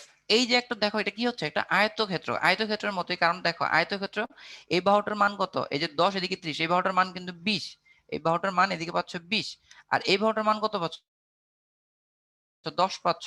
তাহলে আয়তক্ষেত্রের ক্ষেত্রফল কত, দৈর্ঘ্য গুণ প্রস্থ, 20 গুণ 10 প্লাস। আবার দেখো 3 নম্বর অংশ, এটা যে 2 নম্বর অংশ, এবং এই যে 3 নম্বর অংশ, সরি 2 হবে, 3 নম্বর অংশ তোমার আবারও দেখো একটা ত্রিভুজের মধ্যে দেখতে পাচ্ছ। তা ত্রিভুজের ক্ষেত্রফল সমান আমরা কি জানি, ত্রিভুজের ক্ষেত্রফল সমান আমরা জানি হাফ ইনটু ভূমি গুণ উচ্চতা। তাহলে এখানে দেখো ভূমির মান কত, 30 থেকে 40 মানে 10, আর উচ্চতার মান কত, এখানে এখানে উচ্চতার মানও 10। সো এটা দ্বারা এখানে কেটে দাও, হলো কত 5। তাহলে প্রথম হলো 5 10 50, আর এখানে হলো কত 20 আর 10 200, আর এদিকে হলো 50, তাহলে টোটাল হয়ে গেল কত 300 মিটার। দেখো খুবই সিম্পল, কোনো জায়গায় যদি ভি এবং টি এর গ্রাফ থেকে তোমাকে সরণ বের করতে বলে, সেই ক্ষেত্রে তুমি কি করবা, জাস্ট ক্ষেত্রফলটা নিয়ে নেবে, যেখানে টোটাল ক্ষেত্রফলটা কত। যেমন এখানে প্রথম অবস্থান ক্ষেত্রফল ত্রিভুজ ছিল, ত্রিভুজের ক্ষেত্রফল কত, হাফ ইন্টু ভূমি তাহলে আয়তক্ষেত্র, আয়তক্ষেত্রের ক্ষেত্রফল হলো হাফ মানে ভূমি গুণ উচ্চতা, মানে দৈর্ঘ্য গুণ প্রস্থ, দৈর্ঘ্য হলো 20, প্রস্থ হলো 10। একইভাবে এবং পরের অংশটাই দেখতে পাচ্ছ, পরের অংশটার ক্ষেত্রফল আবারও ত্রিভুজ, হাফ ইন্টু ভূমি গুণ উচ্চতা। ওকে, আচ্ছা এরপর আসো, এই প্রশ্নটা একটু কমপ্লেক্স মনে হতে পারে তোমাদের জন্য, যে মানে একটু বড় করে দেওয়া বা বিষয়টা একটু কমপ্লেক্স, কিন্তু আগেরটা তোমরা বুঝছো কিনা সেটা জাস্টিফাই করা যাবে এটার মাধ্যমে। সবাই মনোযোগ দিয়ে খেয়াল করো। প্রশ্ন বলেছে যে প্রথম 8 সেকেন্ডে সরণ করতে হবে, তাহলে তুমি বুঝতে পারছো এটা 0 অবস্থান থেকে, মানে 0 অবস্থান থেকে এই যে 8 সেকেন্ড, তাই না? তো এই 8 সেকেন্ড টোটাল আমার সরণটা কত। তা টোটাল সরণটা বের করতে গেলে আমাকে কি করতে হবে, টোটাল সরণটা বের করতে গেলে আমাকে টোটাল ক্ষেত্রফলটা বের করে নিয়ে আসতে হবে। তা আমরা যদি একটু বিষয়টা এটুকু যদি আমরা বন্ধ করে দিলাম, বন্ধ করে দেওয়ার পর আমরা যদি এটাকে কিভাবে ক্ষেত্রফলটা বের করা যায় কত সহজ ওয়েতে, তুমি ধরো আমরা প্রথমে দেখো ভালো করে খেয়াল করো, আমি যে দাগ দিচ্ছি ভালো করে খেয়াল করো, তাহলেই বুঝতে পারবা। এই যে দেখো আমি দেখো এই জিনিসগুলোকে একটু ভালো করে ভেঙে ভেঙে লেখার চেষ্টা করতেছি, যেন তুমি খুব সহজে জিনিসগুলো ভাগ করতে বা বুঝতে সুবিধা হয়। দেখো দেখো আমি এখানে একটা জিনিস তোমরা আমি যদি নাম্বারিং করে দেই তাহলে বুঝতে একটু সুবিধা হবে। ধরো আমরা বললাম আহ এটা হলো এ অবস্থান, এটা হলো সি অবস্থান, এটা হলো ডি অবস্থান, এটা হলো ই অবস্থান, আহ আর এই যে একটা অবস্থান বললাম এটাকে ধরলাম আমরা এফ অবস্থান, আর ধরো আমি এ অবস্থানটাকে আমরা জি অবস্থান বললাম। তাহলে তুমি দেখো এখন জিনিসটাকে আমরা আরেকটা কাজ করতে পারি, এখান দিয়ে আরেকটা টান দিয়ে দিই এবং এই অংশটাকে আমরা এইচ অবস্থান বললাম। দেখো বিন্দুগুলো সব ভালো করে বোঝার চেষ্টা করো, তাহলে তুমি দেখো পুরো গ্রাফটা এখন তোমার চোখের সামনে কত ইজি হয়ে গেছে। এই ধরনের ম্যাথগুলো যখন পরীক্ষায় তুমি দেখতে পাবা, তখন তুমি জাস্ট কি করো ভাই, যে একটু গ্রাফটার দিকে ভালো করে তাকাবা এবং সেগুলো কত সহজভাবে ভাঙা যায়। দেখো সহজভাবে ভেঙে ফেলছি। দেখো এখন যদি আমরা প্রথমে, দেখো আমরা প্রথমে যদি এই কাজটা করি, যে ধরো আরেকটা অবস্থান দিয়ে এইচ আই পর্যন্ত দিই, আমাদের আসলে বুঝার জন্য আমি দিচ্ছি তোমাদেরকে। ধরো আমাদের টোটাল সরণ কত হবে, প্রথমে ধরো এই যে আই, এই যে সি এবং এই যে এফ ই। দেখো আমি তোমাকে প্রথম এই অবস্থানটার কথা বলতেছি, আমি যে অবস্থানের কথা বলবো সেই অবস্থানটার সাথে সাথে মার্ক করে দিব, ঠিক আছে? এই অবস্থানটা, তাহলে তুমি দেখো এই অবস্থানটার যদি বলি আমাদের কিন্তু টোটাল ক্ষেত্রফলটা লাগবে। তাহলে এই অবস্থানে টোটাল ক্ষেত্রফলটা কত আসছে দেখো, এদিকে আমাদের দৈর্ঘ্য বরাবর, এটা কিন্তু একটা আয়তক্ষেত্র পাচ্ছ, দৈর্ঘ্য বরাবর এখান থেকে এই পর্যন্ত দূরত্বটাকে তুমি কত পাচ্ছ 4, তাহলে আমরা আয়তক্ষেত্রের ক্ষেত্রফলটা নিচ্ছি, এখানে দৈর্ঘ্যটা হলো 4। একইভাবে তুমি দেখো এখান থেকে এই যে ই থেকে সি পর্যন্ত এই ডিসটেন্সটুকু আমাদের বলা হয়েছে 2, এই যে 2 পর্যন্ত, তাহলে আমরা এখানে 2 4 গুণ 2 নিয়ে নিলাম প্রথম কথাটা। এ পর্যন্ত সবাই বুঝতে পারছো আশা করি, যে আয়তক্ষেত্রের ক্ষেত্রফল প্রথম অবস্থা হলো এটা, এবং এই অবস্থান থেকে আমরা জাস্ট আয়তক্ষেত্রের ক্ষেত্রফলটা নিয়ে নিলাম, সেটা কত 4 গুণ 2 নিলাম। আচ্ছা এরপর আসো, আমি এরপরে এই অংশটার কথা বলতেছি। দেখো এই যে এখন আমাদের এই অংশটা, আমি এই অংশটাকে এইভাবে মার্ক করে দিলাম যেন তোমাদের সাথে কোনো বুঝতে একদমই সহজ হয়। দেখো এই অবস্থানটা, তাহলে দেখো এই অবস্থানটা যদি বলি তাহলে এই অবস্থানটা কিন্তু এইটুক, তাই না? এই যে এই অংশটুকু। আচ্ছা আমার মনে হয় একটু অন্য কালে নিলে তোমার জন্য বুঝতে একটু সুবিধা হবে, দাঁড়াও। হুম, দেখো আমরা যদি এই যে এই দ্বিতীয় অবস্থানটা যদি আমরা এদিক থেকে নেই, যে এই অংশটুকু দেখো, সবাই বুঝতে পারছো কিনা, এই যে অংশটুকু, তাহলে এই অংশটুকুর ক্ষেত্রফল যদি নেই, তাহলে দেখো এই অংশটুকু একটা বড় ক্ষেত্রের মতো হচ্ছে। দেখো আমাদের এই যে দৈর্ঘ্যটাও 2 এবং প্রস্থটাও কত 2, তাহলে সেই ক্ষেত্রে আমরা এখানে লিখবো 2 গুণ 2 প্লাস, ওকে, দুইটা অংশ পাচ্ছে। এরপর আসো এই অংশটুকু, এই উপরে এই অংশটুকু, দেখো উপরে এই অংশটুকু আমি এখন নীল কালিতে যেটা মার্ক করছি সেই অংশটা, উপরে এই অংশটুকু, তাহলে এই অংশটুকু কিন্তু একটা ত্রিভুজের মতো হচ্ছে। আর ত্রিভুজের ক্ষেত্রফল সমান আমরা কি জানি, হাফ ইন্টু ভূমি গুণ উচ্চতা। তাহলে তুমি দেখো আমার এখানে ভূমি হচ্ছে 2, তাই না, ভূমি হচ্ছে কত 2, এবং এই যে উচ্চতাটা, সেই উচ্চতাটা তুমি পাচ্ছ কত 2, ওকে, প্লাস। এই অংশটাকে আশা করি বুঝতে পারছো, ওকে, যে প্রথমে এখানে ত্রিভুজ বলা হয়েছে, ত্রিভুজ মানে হাফ ইন্টু ভূমি গুণ কত উচ্চতা, ওকে। আচ্ছা, এরপর আসো এই অংশটুকু আমি একটু হলুদ রঙে, কমলা রঙে কালার দিয়ে করে দিচ্ছি, এই অংশটুকু দেখো আমি মার্ক করে দিলাম। তাহলে এই অংশটুকু কিন্তু একটা ত্রিভুজ হচ্ছে। তাহলে এই অংশটুকু যদি ত্রিভুজ হয়ে থাকে, ত্রিভুজের ক্ষেত্রে আমরা কি নিতে পারি, হাফ ইন্টু ভূমি গুণ উচ্চতা। তাহলে তুমি দেখো এখানে আমাদের এই অংশটা কত ছিল 2 ছিল, এই অংশটা 4, তাহলে ভূমি কত 2, আর উচ্চতা তুমি দেখো ডিরেক্ট আমরা 2 থেকে কোথায় চলে গেছে 6 চলে গেছে, কত হয়েছে 4 হয়েছে, প্লাস। আচ্ছা, এরপর আসো বাকি অংশটা এগুলো খুবই ইজি কনসেপ্ট, একদমই সহজভাবে তুমি যদি চিন্তা করো তাহলে বুঝতে পারবা। এখন দেখো এখানেও আবার একটা কি দেখতে পাচ্ছ, এই যে এখানে দেখো, এখানে তুমি দেখতে পাচ্ছ একটা কি, এখানে দেখো একটা আয়তক্ষেত্র দেখতে পাচ্ছ। তাহলে সেটা আয়তক্ষেত্রের ক্ষেত্রফল কত হবে, ভূমি গুণ উচ্চতা। তুমি দেখো তোমার ভূমি কত, এখানে এই যে 4 থেকে এই যে 8, ভূমি কত হলো, তাহলে 8 হয়ে গেল, তা 8 সরি 4 হয়ে গেল, কারণ এটুক তো 8 থেকে 4 বাদ দাও, 4 হলো, গুণ। সাথে তুমি দেখো এটা কত ছিল 0, আর এখানে কত এই পয়েন্টটা 2, তাহলে 4 গুণ 2 প্লাস। এবার লাস্ট পয়েন্টটুকু এই অংশটুকু, এটাও কিন্তু ভাই একটা ত্রিভুজ। তা ত্রিভুজের ক্ষেত্রফল সমান আমরা কি জানি, ত্রিভুজের ক্ষেত্রফল সমান জানি হাফ ইন্টু ভূমি গুণ উচ্চতা। তাহলে এখানে ভূমি কিন্তু আমার এই 4ই আছে, ভূমি কিন্তু আমার 4ই আছে, বাট উচ্চতাটা আমরা একটু বুঝতে যাচ্ছি। দেখো উচ্চতা হলো এই অবস্থান থেকে এই অবস্থানটা, তাহলে দেখো এই অবস্থানটা 2 থেকে কোথায় গেছে 3 এ গেছে, তাই 2 থেকে 3 এ যাওয়া মানে 1 গেছে, ওকে। এই যে বিষয়টা আমি একদম ভালো করে বোঝানোর চেষ্টা করলাম, আবার একটু যদি বুঝতে না পারো, এই ধরনের একটু কমপ্লেক্স দেখবা যে যত কমপ্লেক্স ম্যাথ দিয়ে খুব সহজভাবে এগুলোকে ভেঙে ভেঙে তুমি করে ফেলতে পারবা। আমি প্রথম থেকে আবার বলতেছি, প্রথম অবস্থানটা কি ছিল, প্রথম অবস্থানটা ছিল এই যে অংশটুকু, যেটাকে আমরা 4 বলেছি, আর উচ্চতা হলো 2, যার কারণে 4 গুণ 2, 4 গুণ 2 মানে আমরা লিখে ফেললাম এখানে 8, প্লাস অংশটুকু, এই অংশটুকু একটা বড় ক্ষেত্রের মতো হয়েছে। তো বড় ক্ষেত্রের মতো যদি হয়, তো বড় ক্ষেত্র কত, দৈর্ঘ্য প্রস্থ মানে 2 গুণ 2 মানে কত হলো 4 হলো, ওকে, প্লাস। এখান থেকে দেখো পরের অংশটুকু দেখো একটা ত্রিভুজের মতো অংশ, ত্রিভুজের ক্ষেত্রে হলো হাফ ইন্টু ভূমি গুণ উচ্চতা, ভূমি হলো 2 আর উচ্চতা এদিকে হলো 2, তাহলে ভূমি গুণ উচ্চতা মানে এই যে 2 আর 2 যদি কেটে দাও, তাহলে এখানে পাচ্ছ একটা 2, প্লাস। পরের অংশটুকু আমরা নিয়েছিলাম এই অংশটুকু, তাহলে এই অংশটুকুর ভিতরে তুমি খেয়াল করে দেখো, এই অংশটুকু আমার ভূমি, ভূমি কত 2, উচ্চতা হলো 4, তাহলে আমরা 2 আর 2 যদি কেটে দেই, তাহলে আমরা এখানে পাচ্ছি 4, প্লাস। এবার আসে এই অংশটুকু, তাহলে এই অংশটুকু হলো 4 আর আমার এই অংশটুকু হলো 2, তাহলে 4 দুগুণ কত হলো 8 আসলো, প্লাস। আর এখান থেকে 2 কে যদি 4 দিয়ে কাটো তাহলে 2 হলো, ওকে, জাস্ট এটা ক্যালকুলেট করো তাহলে হয়ে যাচ্ছে 8, 8 আর 4 12, 13 14, 14 আর 4 18, 19 20 21 22 23 24 25 26, তাহলে তোমার আনসারটা চলে আসছে কত 26, ওকে। দেখো বুঝতে পারছো কিনা, আহ 8 8 16 3 8 24 25 27 28, 28 হবে, একটু ভুল হয়েছে, এই যে 8, এই যে 8 8 8 16, আর 16 আর 8 কত 3 8 24 25 26 27 28, ওকে। দেখো আমার স্মরণ হচ্ছে 28 মিটার। এগুলো খুবই সহজ, একদমই সহজ, তুমি খালি জাস্ট এই ধরনের ম্যাথ গুলো থাকলে তোমাকে জাস্ট কি করতে হবে, যে কোন অংশটুকু কিভাবে ধরা হচ্ছে, প্রথম অংশটুকু সুন্দর করে এমন ভাবে ভাগ করবা যেন খুব সহজভাবে তুমি এগুলো ক্যালকুলেট করতে পারো, এবং এগুলো যেন বিদঘুটে না যায়। তুমি চাইলে অনেক বিদঘুটেও করতে পারো, কিন্তু আসলে বিদঘুটে করলে তোমার জন্য কঠিন হবে, সো তোমাকে একটু সহজভাবে চিন্তা করতে হবে, ওকে। আচ্ছা, ওকে, এবার আসো গড়বেগ সম্পর্কিত গাণিতিক সমস্যা। তো গড়বেগ সম্পর্কিত গাণিতিক সমস্যা, এই সমস্যাটা আসলে আমি তোমাকে বলি যে শর্টকাট ওয়েতে তুমি করতে পারবা, বাট আমি তোমাকে কনসেপ্টটা বোঝানোর জন্য একটু ডিটেলস বলে তারপর শর্টকাটটা বলে দিচ্ছি যে তুমি কিভাবে করতে পারবা। আচ্ছা, তার আগে আমাদের একটু জানতে হবে যে গড়বেগ আসলে বিষয়টা কি, সেটা আগে জানতে হবে, তাহলেই তুমি বুঝতে পারবে এভারেজ ভেলোসিটিটা আসলে কি বোঝায়।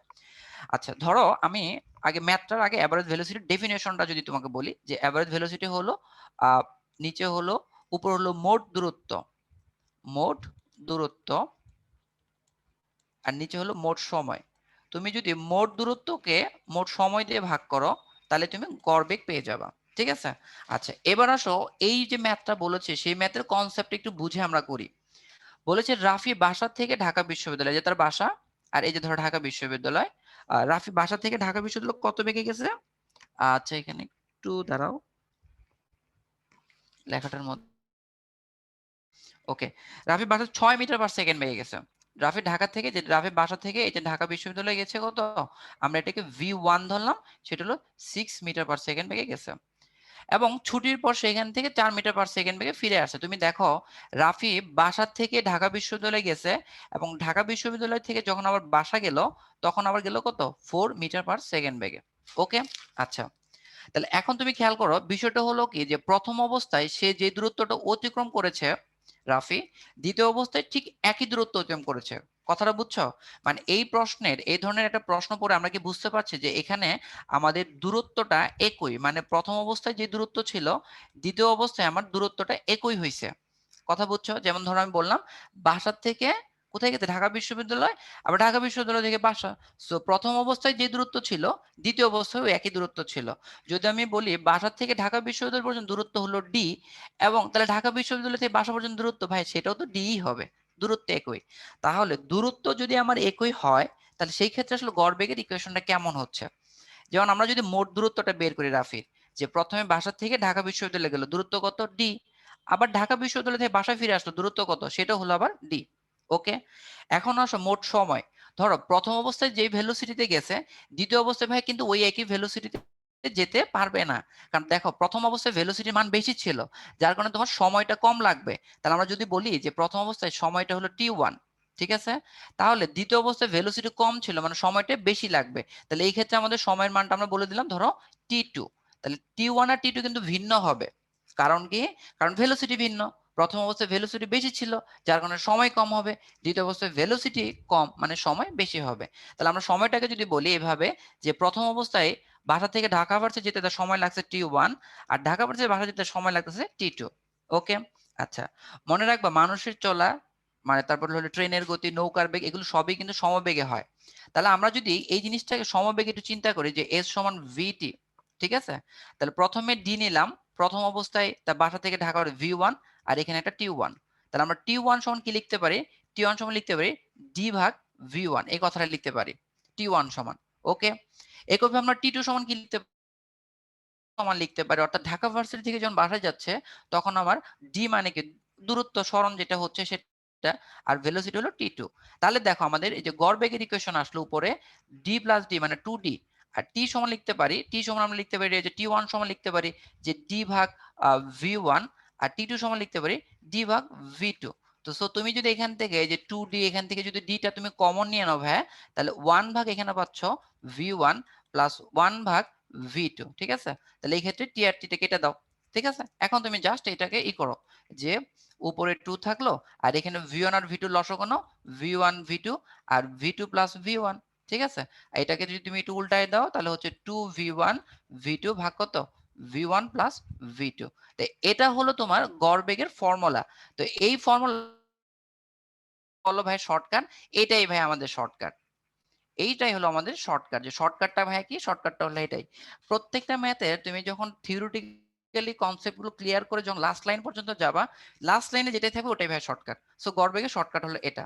কিন্তু কনসেপ্ট এই শর্টকাটটা ঠিক তখন তুমি অ্যাপ্লাই করতে পারবা যখন তোমার কি থাকবে, এই যে দূরত্ব একই। তাহলে মনে রাখতে হবে দূরত্ব একই, দূরত্ব একই। তোমরা অনেক সময় একটু ভুল করে ফেলো, যে যখন দূরত্ব একই হবে তখন আমাদের এই শর্টকাট ফর্মুলাটা অ্যাপ্লাই করতে হবে। তাহলে চলো আমাদের আনসারটা কত, তাহলে আনসারটা হচ্ছে দেখো যে 2 V1 এর মান কত ছিল 6, প্রথম অবস্থায় বেগ কত ছিল 6, এবং দ্বিতীয় অবস্থায় যখন ফিরে তখন 10, আর এখানে হলো 400, 424, 24 দুগুণে কত 48।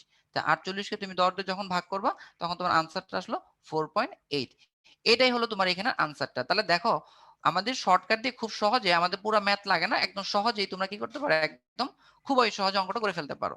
তাহলে মনে রাখতে হবে কোন জায়গায় প্রশ্নে খেয়াল রাখতে হবে দূরত্ব কি একই আছে কিনা। আচ্ছা, অনেক সময় দূরত্ব একই না থেকে আমাদের আরেকটা থাকতে পারে একটু কনসেপ্ট, ওটা একটু বলে দেই তোমাদের জন্য সুবিধা হবে। ধরো আমি বলে দিচ্ছি, নিচে লিখে দিচ্ছি, হ্যাঁ। দূরত্ব একই না বলে আমাদের বললো সময় একই, সময় একই, ঠিক আছে। এই যে সময় একই, এই জায়গার কিন্তু আবার গড় বেগের মানটা যেটা তোমরা ছোটবেলা থেকে জেনে আসছো সেটা হলো v1 প্লাস v2 ভাগ 2। এটা হলো আমাদের এই ফর্মুলা কিন্তু আমরা বেশি গড় বেগ বললে হ্যাঁ ভ্যালু দুইটাকে কি করি যোগ করে দুইটা ভাগ করে দিই, ঠিক আছে? কিন্তু এটা কিন্তু আসলে দূরত্ব এককের জন্য না, এটা হলো সময় একক। লাইক ধরো তুমি বললা যে তুমি তোমার বাসা থেকে 5 সেকেন্ডে একটা ঢাকা ভার্সিটিতে গেছো। তারপর ধরো ঢাকা ভার্সিটি থেকে তুমি ধরো ইয়েতে গেছো, টিএসসি তে গেছো, ওটা লাগছে তোমারও 5 সেকেন্ডে সময় লাগছে। বাট এখানে তুমি খেয়াল করো বাসা থেকে ঢাকা ভার্সিটির ডিসটেন্স আর মানে ঢাকা ভার্সিটি থেকে টিএসসির ডিসটেন্সটা কিন্তু সেম না, সময়টা কিন্তু এখানে একই। কারণ প্রথম বাসা থেকে যখন তুমি ঢাকা ভার্সিটিতে গেছো তখন তোমার 5 সেকেন্ড সময় লাগছে। আবার তুমি খেয়াল করো দেখো যে ঢাকা ভার্সিটি থেকে যখন টিএসসি যাও তখন তোমার 5 সেকেন্ড সময় লাগছে। তাহলে আলটিমেটলি যখন তুমি খেয়াল করবা প্রশ্ন পড়ে যে তোমার এখানে সময় একই না সময় ভিন্ন, যদি সময় একই থাকে তাহলে তোমার দুইটা ভেলোসিটিকে যোগ করে দুইটা ভাগ করবা। আর যদি দূরত্ব একই থাকে তাহলে যে ফর্মুলা বলে দিলাম সেটা হলো কি যে 2v1 ইনটু v2 ভাগ কত v1 প্লাস v2। ওকে, আশা করি কনসেপ্টটা বুঝতে পারছো ভাইয়া। তো প্রশ্নটা প্রথমে পড়ে আগে দেখে নিবা সেখানে কি সময় একই বলেছে নাকি সময় ভিন্ন বলেছে, বা দূরত্ব একই বলেছে নাকি দূরত্ব ভিন্ন বলেছে। ওকে, যেমন অনেক সময় আমরা একে যদি এক্সাম্পল দিতে পারি, ফুটবল খেলায় যদি আমরা যদি প্রথম অর্ধ দ্বিতীয় অর্ধ সময় যদি উল্লেখ করি, এখানে কিন্তু আসলে সময় একই। কারণ প্রথম অর্ধ মানে 45 মিনিট, দ্বিতীয় অর্ধ মানে 45 মিনিট, মানে এখানে সময়টা একই আসতেছে। ওকে, আচ্ছা। আবার যদি বলি আমি বাসা থেকে চট্টগ্রাম গেছি এবং চট্টগ্রাম থেকে আবার বাসায় আসছি, তাহলে দেখো বাসা থেকে চট্টগ্রাম যে ডিস্টেন্স, চট্টগ্রাম থেকে বাসা আবার সেই একই ডিস্টেন্স, এখানে আবার দূরত্ব একই। ওকে, আচ্ছা, আশা করি বুঝতে পারছো। ওকে, এবার আসো পরন্ত বস্তুর ইকুয়েশন গুলো আমরা সবাই জানি, তারপরে আসলে এখান থেকে বিষয়গুলো একটু বলে দিই যে পরন্ত বস্তুর বিষয়গুলো আসলে আমাদের কি ছিল। পরন্ত বস্তুর সূত্রের ক্ষেত্রে তোমাকে একটা জিনিস মনে রাখতে হবে, সেটা হলো যে স্থির অবস্থান, এই কথাটা একটু মনে রাখতে হবে অবশ্যই, যে স্থির অবস্থান আরটা হলো কি বিনা বাধা। তো এই দুইটা জিনিস তোমাকে বলতেই হবে যে স্থির অবস্থান এবং কি বিনা বাধা। তো এটা হলো একটা মানে এই লাইনটা ছাড়া আসলে এই ফর্মুলাটা হবে না। তো প্রথম ফর্মুলা কি ছিল যে ওই ধরো বস্তুটা এই যে দেখো সুন্দর, একজন ব্যক্তি দুইটা বস্তু ফেলে দিচ্ছে এখান থেকে, সেখানে নিচে গিয়ে পড়বে, যে স্থির অবস্থান থেকে বিনা বাধায় সমান সময় সমান দূরত্ব অতিক্রম করবে, এটা বলা হচ্ছে। মানে আমরা যদি বলতে চাই যে 1 নম্বর লটা যে m1 আর m2 দুইটা আলাদা ভরের দুইটা বস্তু, বা দুইটা বস্তু বললাম m1 আর m2, দুইটা ভিন্ন ভরের বস্তু বা একই ভরের বস্তু যেই হোক না কেন স্থির অবস্থানে বিনা বাধায় থাকবে, যদি বস্তুটা উপর থেকে ফেলে দেওয়া হয় তাহলে তাদের ডিসটেন্সটা সমান হবে। অর্থাৎ m1ও যে পরিমাণ ডিসটেন্স অতিক্রম করবে আর m2টাও সেই একই ডিসটেন্স অতিক্রম করবে, এটা হলো প্রথম কথা। দ্বিতীয় কথায় বলা হচ্ছে যে স্থির অবস্থান থেকে বিনা বাধায় যদি বলা হয় যে স্থির অবস্থান থেকে বিনা বাধায় ভেলোসিটিটা, মানে একটা বস্তু যে পড়বে সের ভেলোসিটি হলো সময়ের সমানুপাতিক, মানে সময় যত বাড়বে ভেলোসিটি তত বৃদ্ধি পাবে। সেখান থেকে আমরা লিখতে পারি যে v1 ভাগ কত v2 সমান হলো t1 ভাগ কত t2। ওকে, এবার 3 নম্বর ফর্মুলাটা আমরা সবাই জানি। 3 নম্বর ফর্মুলাটা বলা হচ্ছে দূরত্বের স্থির অবস্থান থেকে বিনা বাধায় দূরত্ব তার সময়ের বর্গের সমানুপাতিক। এই যে দূরত্বটা এই যে আমাদের সময়ের কি বর্গের সমানুপাতিক, সেখানে তুমি লিখতে পারো h1 ভাগ t1 স্কয়ার, আর এখান থেকে হলো h2 ভাগ কত t2 স্কয়ার। ওকে, তো এই ফর্মুলাগুলো জেনে রাখবা। আর যখন পরন্ত বস্তুর ক্ষেত্রে আসবে তখন অবশ্যই আমাদের ফর্মুলাগুলোর ক্ষেত্রে জি নিয়ে আসতে হবে, অর্থাৎ v সমান যে v0 প্লাস gt তুমি নিয়ে আসবা। আবার UT plus half of GT, মানে এখানে অভিকর্ষ ত্বরণ কিন্তু চলে আসতেছে। একইভাবে ভি স্কয়ার সমান ইউ স্কয়ার প্লাস 2gh, এগুলো নিয়ে আসতে হবে। ওকে, আচ্ছা, এই ফর্মুলাগুলো একটু জেনে রাখবা যে এই ফর্মুলা দিয়ে অনেক সময় ছোট ছোট কিছু ম্যাথ বা কনসেপ্ট বুঝতে বলে, বা সম্পর্কগুলো একটু অনেক সময় থিওরিটিক্যাল প্রশ্ন বিশ্ববিদ্যালয় বা রাজশাহী বিশ্ববিদ্যালয় ওরা থিওরিটিক্যাল এই ছোট ছোট ম্যাথমেটিক্যাল কিছু ইকুয়েশন পছন্দ করে। ওকে, এরপর আসো আমাদের আরেকটি প্রশ্নে বলা হয়েছে কি দেখো, দালানের পাদদেশ হতে 100 মিটার, মানে একটা দালান, সেই দালানের পাদদেশ হতে 100 মিটার পার সেকেন্ড বেগে একটি বস্তু উপর দিকে নিক্ষেপ করা হলো। কতক্ষণ পর সেটা 180 মিটার উচ্চতায় থাকবে। মানে কথাটা একটু যদি ভালো করে বুঝো যে দালানের পাদদেশ হতে, ধরো এই যে এটা একটা দালান এবং এই দালানের এই যে পাদদেশ হতে বলা হয়েছে যে 100 মিটার পার সেকেন্ড বেগে একটি বস্তু নিক্ষেপ করা হয়েছে। মানে আমরা কিন্তু বুঝতে পারছি যে এখানে একটা বস্তু নিক্ষেপ করা হয়েছে, সেই ক্ষেত্রে আমাদের বস্তুটার আদি বেগ হলো কত 100 মিটার পার সেকেন্ড বেগে নিক্ষেপ করা হয়েছে, এবং কতক্ষণ পর 180 মিটার উচ্চতায় থাকবে। এখন আমরা এই দালানের উচ্চতা কত সেটা প্রশ্ন বলা নাই বা আমরা জানি না। ধরো আমরা বললাম একটা বেগে নিক্ষেপ করার পর একটা নির্দিষ্ট উচ্চতায় এভাবে যাচ্ছে, যাওয়ার পর একটা নির্দিষ্ট উচ্চতায় উঠবে, উঠার পর তারপরে সর্বোচ্চ বেগের মান যখন শূন্য হয়ে যায় তখন আবার কিন্তু বস্তুটা এই যে নিচের দিকে এরকম পতিত হবে, তাই না? ঘটনাটা কিন্তু এটা, তুমি যখন একটা বস্তুকে উপর দিকে নিক্ষেপ করবে সেটা আবার কিন্তু এভাবে নিচের দিকে পতিত হবে। আচ্ছা, তাহলে চলো আমাদের কনসেপ্টটা কি বলেছে, যে কতক্ষণ পর 180 মিটার উচ্চতায় থাকবে। তাহলে ধরো আমি ধরে নিলাম যে এই উচ্চতাটা 180 মিটার, এই উচ্চতাটা ভূমি থেকে আমি ধরে নিলাম এই উচ্চতাটা আমার হলো কত, 100 মিটার। তাহলে আমাদের উচ্চতার মান বলা আছে এইচ হলো 180 মিটার বলা আছে। ওকে, আচ্ছা, এবার বলা হয়েছে যে ভেলোসিটির মান বলা আছে, জির মান বলা হয়েছে। তাহলে আমরা একটা জিনিস বলতে পারি, তাহলে আমরা এইচ সমান সরাসরি ফর্মুলাতে চলে গেলাম, এইচ সমান UT minus half of GT square. বস্তুটা নিচ থেকে উপর দিকে নিক্ষেপ করা হয়েছে। তাহলে এই ক্ষেত্রে এইচ এর মান কত, প্রশ্নে এইচ এর মান বলা হয়েছে 180 আর আদিবেগের মান কত 100। তাহলে এখানে 100টি মাইনাস হাফ, জির মান দেখো 10, কারণ প্রশ্নে অনেক সময় আমাদের জির মান 10ই থাকবে, কারণ আমাদের ক্যালকুলেটরের সুবিধার্থে, এটা টিচার তোমার সুবিধার জন্য করে দিবে। এদিকে হলো 180 আর এদিকে হলো 100টি, আর এখানে আসলে দেখো মাইনাস 5টি স্কয়ার। তুমি যদি জিনিসগুলো একটু সুন্দর করে লিখতে চাও, বা তুমি যদি পুরো সমীকরণ থেকে 5 দ্বারা গুণ মানে কেটে ফেলো, তাহলে 5 কতবার যায় এখানে 36, 3 5 15, এখানে 15, 5 8 থেকে 5 হলো 6 বার, 5 6 30। আচ্ছা, আর এদিকে হলো কত 20 বার, আর এটা হলো একবার, তাই না? এখন তুমি যদি এটা জিনিসটাকে সুন্দর করে এই সাইডে নিয়ে আসো, যে টি স্কয়ার মাইনাস 20টি প্লাস 36, তাই না, ইকুয়াল টু 0, 36। ওকে, আচ্ছা, এবার দেখো তুমি যদি এই জিনিসটাকে এখন জাস্ট মিডল টার্ম ফ্যাক্টর করো, তাহলে হয়ে যাচ্ছে যে আমরা লিখতে পারি টি স্কয়ার মাইনাস 18টি মাইনাস 2টি, 18 দুগুণ 36, 18 আর 2 হলো 20, plus plus minus minus minus plus, সেখান থেকে তুমি পাচ্ছ টি যদি কমন নাও টি মাইনাস 18, আর এখান থেকে যদি 2 কমন নাও সেখান থেকে পাচ্ছ t minus 18, sorry okay, equal to কত 0। সেক্ষেত্রে যদি আমরা আবার টি মাইনাস 18 যদি লিখলাম, আবার এখানে টি মাইনাস 2 ইকুয়াল টু 0, সেক্ষেত্রে তোমার আনসার আসছে সময়, একটা হলো 18 সেকেন্ড সময়,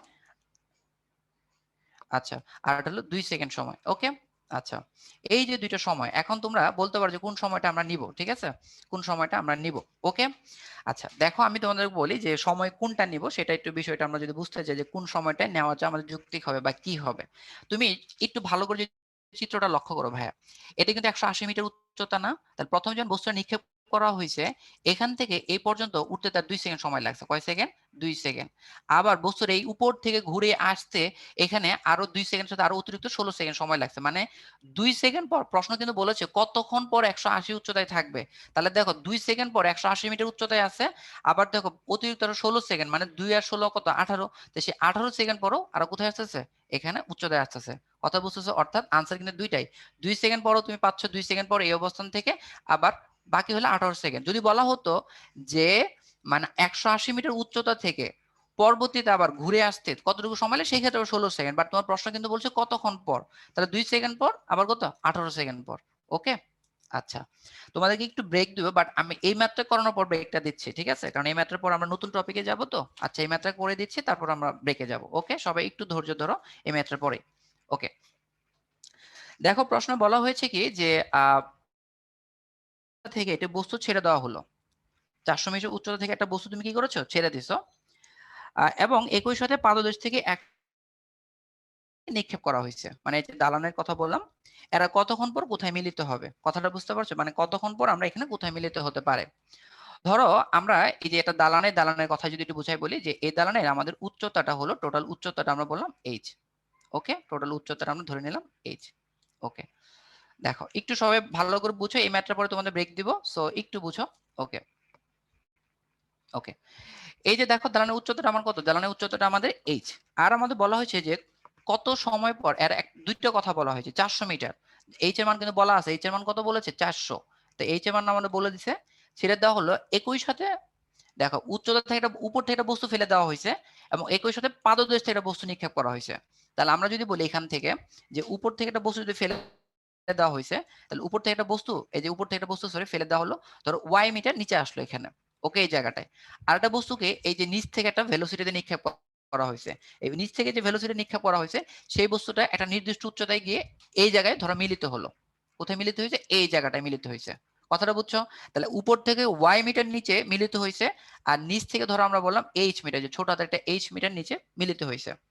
তাহলে আমি তোমাদেরকে আগে কনসেপ্টটা বুঝাই, তারপর তোমাদের শর্টকাটটা লিখে দেবো, শর্টকাটটা লিখে দিলে তোমরা সহজেই বুঝতে পারবা। তো ধরো আমরা এটা ধরে নিলাম যে ধরি যে টি সময় পর ভূমি হতে এইচ উচ্চতায় মিলিত হলো, মানে টি সময় পর কি বললাম আমরা একটা সময় ধরে নিলাম যে সময়টা ধরি টি সময় পর। এটা যদিও তোমাদের ম্যাথের যে কইটা আছে গতিবিদ্যা, সেই গতিবিদ্যার মতো একটা হুবহু জেনারেল ম্যাথের একটা ম্যাথ।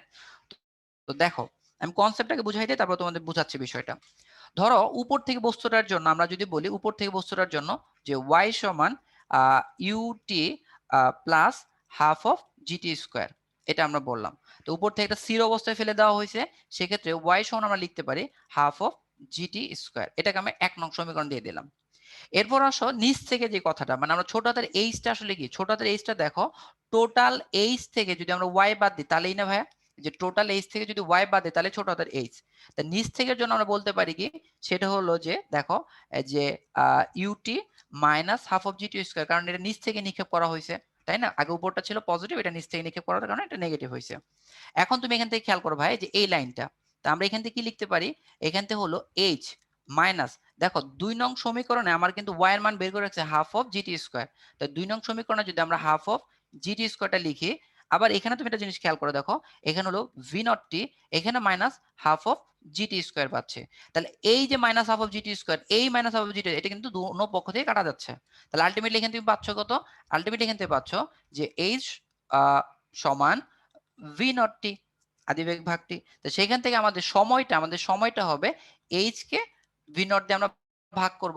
তাহলে দেখো এটাই কিন্তু আমাদের, তুমি বলতে পারো ভাই এটাই হলো আমাদের শর্টকাট, আমি এটাই তোমাদের শর্টকাট। আমি চাইলে তোমাকে সরাসরি শর্টকাটটা দিয়ে বুঝাই করে দিতে পারতাম যে এটা হলো শর্টকাট, হ্যাঁ এই শর্টকাটটা সরাসরি করো, বাট আমি তোমাদের কনসেপ্টে বোঝানোর পর শর্টকাটটা দিয়ে দিলাম যে আমাদের কোথায় মিলিত হবে। তো সেটা আমি শর্টকাট দিয়ে বের করে ফেললাম, ঠিক আছে? ওকে, এবার আসো সময়টা আমরা বের করলাম যে কতটুকু সময় পর, আমাদের কিন্তু কোথায় বলেছে, কোথায় মানে কিন্তু আসলে সময় না, কোথায় মানে কিন্তু সময় না। যদি প্রশ্ন বলে কখন মিলিত হবে তখন এটা ঠিক আছে, বাট কোথায় মিলিত হবে সেটা। তাহলে দেখো আমরা যদি এখান থেকে সময়টাকে বের করে ফেলি যে এইচটা কত সময় পর, যেমন এখানে প্রশ্ন বলে 400 মিটার, কারণ এইচ এর মান 400, ওকে, আর বেগের মান কত বলেছে 100, 400 কে 1 দিয়ে ভাগ করলে আসলে 4 সেকেন্ড। আমরা এটা জিনিস বের করে ফেললাম যে আমাদের 4 সেকেন্ড পর কোথাও মিলিত হবে, এটা আমি বের করে ফেললাম, যদি প্রশ্ন এটা বলেনি, বাট আমি বের করে তোমাদের বুঝালাম। এবার আসো দেখো আমাদের এই যে লাইনটা, এই যে এইচ সমান এই যে লাইনটা, দেখো আমাদের কিন্তু এইচ সমান, দেখো কি লেখা আছে এখানে, যে এইচ সমান বড় হাতের একটা এইচ মাইনাস ওয়াই, কথা বুঝতে পারছো? তাহলে এখন তুমি দেখো 1 নং সমীকরণ থেকে আমরা যদি বড় হাতের এইচ 1 নং সমীকরণে দেওয়া আছে জিটি স্কোয়ার, তাহলে minus half of GT square. তাহলে সুতরাং আমরা একটা কথা লিখতে পারি, সুতরাং অবস্থান যদি বের করতে হয় এইচ সমান H minus half of G T square. তাহলে তুমি চিন্তা করে দেখো এই যে ফর্মুলাটা আমি লিখলাম, এটা কিন্তু তোমার শর্টকাট ফর্মুলা আরেকটা। তাহলে চিন্তা করে দেখো আমাদের যতগুলো শর্টকাট আছে, আমি তোমাদের প্রথমে বলেছি সবগুলো শর্টকাট তুমি থিওরিটিক্যাল কনসেপ্টে আগাবা, আগানোর পর লাস্ট লাইনে যেটা পাবো সেটাই কিন্তু তোমার শর্টকাট ফর্মুলা। তো সো এই ক্ষেত্রে তুমি শর্টকাটে এইচ সমান পাচ্ছ কত, H minus half of GT square. এখন তুমি এইচ এর মান তুমি বসাই দাও, তাহলে যদি তোমার অঙ্ক চলে আসতেছে। ওকে চলো আমরা একটু বসাই অঙ্কগুলো করে ফেলি, পরের পেজে যাই, একটু ফাঁকা জায়গা রাখা হয়েছে। তো সেক্ষেত্রে আমরা লিখতে পারি যে এইচ সমান, এইচ এর মান বড় হাতের এইচ এর মান ছিল 400 মাইনাস হাফ অফ জির মান কত ছিল 10 ছিল, আর এইচ মানে ওখানে যে টির মান কত ছিল, আমরা টির মান আগে থেকে বের করে রাখছিলাম, সেটা 4 ছিল। টির মানে যে দেখো আগের পেজে আমরা লিখে রাখছি টির মান কত 4। ওকে দেখো কিন্তু বের করতে করে রাখতে হবে। ওকে আচ্ছা এখানে আসলো 400, আবার এখানে 2 দ্বারা 10 কে কাটলে কত হয় 5, এখানে হলো আমাদের 5, আর এখানে 4 4 কত 16, 5 16 কত হলো, 5 16 হলো আমাদের 80। তাহলে এখান থেকে যদি বাদ দাও তাহলে আমাদের আনসার হলো 320। আশা করি তোমরা বুঝতে পারছো। দেখো আসলে আমরা যে সবসময় বলি ভাই শর্টকাট শর্টকাট শর্টকাট, প্রত্যেকটা ম্যাথেরই শর্টকাট পসিবল, এবং শর্টকাটটা হলো যে মানে কিছু কিছু ম্যাথ তো অবশ্যই থাকবে যেগুলো শর্টকাট হয় না, তো সেগুলো তুমি থিওরিটিক্যাল পার্টে যাবা, যে কনসেপ্টটা বুঝবা, বুঝার পর লাস্ট লাইনে যেটা পাবা সেটা হলো তোমার শর্টকাট হবে। ওকে আচ্ছা, তো তোমরা যে বুঝলা এটাতে একটা পোল কোশ্চেন আনসার করেই তোমরা ব্রেকে চলে যাবে। ওকে তো চলো তোমরা এই পোল কোশ্চেনের আনসারটা করে ব্রেকে যাও, আর যদি না বুঝো তাহলে অবশ্যই বলো, আমি আবার বলবো। ওকে ওকে পোলের আনসারটাকে করে যাও সবাই। ওকে দেখো পোলে একদম সহজ একটা প্রশ্ন, আগে তোমাকে যে প্রশ্নটা পড়াইছি সেই প্রশ্নটার উপর ভিত্তি করে প্রশ্নটা দেওয়া হয়েছে, একটু সবাই বুঝে বুঝে করবা, কেউ আন্দাজে দাগাবা না, একটু বুঝো তাহলেই হবে। একটি মেয়ে 5 মিটার পার সেকেন্ড স্কুলে যায় এবং 4 মিটার পার সেকেন্ড ফিরে আসে। ভাইয়া দেখো সবাই ভালো করে বলছি, বাসা থেকে স্কুলে যাচ্ছে 5 মিটার পার সেকেন্ড বেগে, আবার স্কুল থেকে বাসায় ফিরে আসতেছে 4 মিটার পার সেকেন্ড বেগে। সো একটু বোঝার চেষ্টা করো, এটা কি দূরত্ব একই না সময় একই? একটি মেয়ে এত মিটার পার সেকেন্ড বেগে বাসা থেকে স্কুলে যাচ্ছে, আর 4 মিটার পার সেকেন্ড বেগে স্কুল থেকে আবার বাসায় কি করতেছে, ফিরে আসতেছে। ওকে, সবাই করো, একটু টাইম দিচ্ছি আমি, চেষ্টা করো।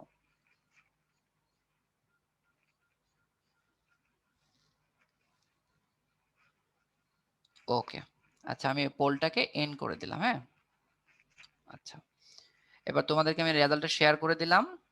সবাই দেখে নাও কে কি দাগাইছো, কে কি করছো। এবার আসো আমরা স্টপ করে দেখো আসলে আমরা কি করেছি।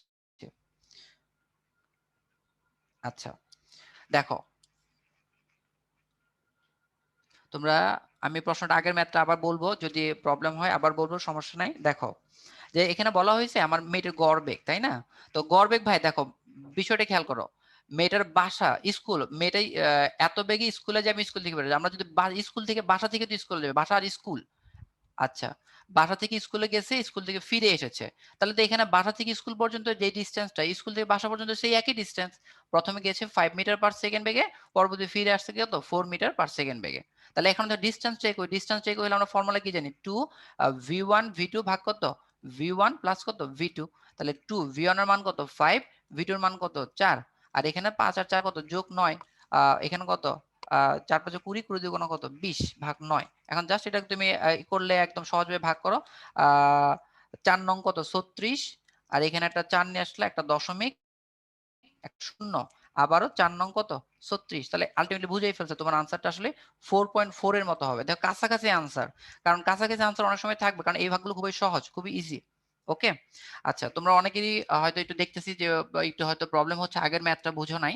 আচ্ছা আমি আগের ম্যাথটা আবার একটু রিপিট করতেছি। ভাইয়া ভালো করে সবাই একটু খেয়াল করো, ভালো করে সবাই একটু খেয়াল করো, আমি যারা বুঝো নাই সবার উদ্দেশ্যে আবার বলতেছি। প্রশ্নে বলা হয়েছে, দেখো প্রশ্নে বলা হয়েছে 400 মিটার, ঠিক আছে? যে 400 মিটার, এই 400টা কি তোমার, দেখো আমি লেজার দিয়ে বুঝাচ্ছি, 400টা হলো তোমার উচ্চতা।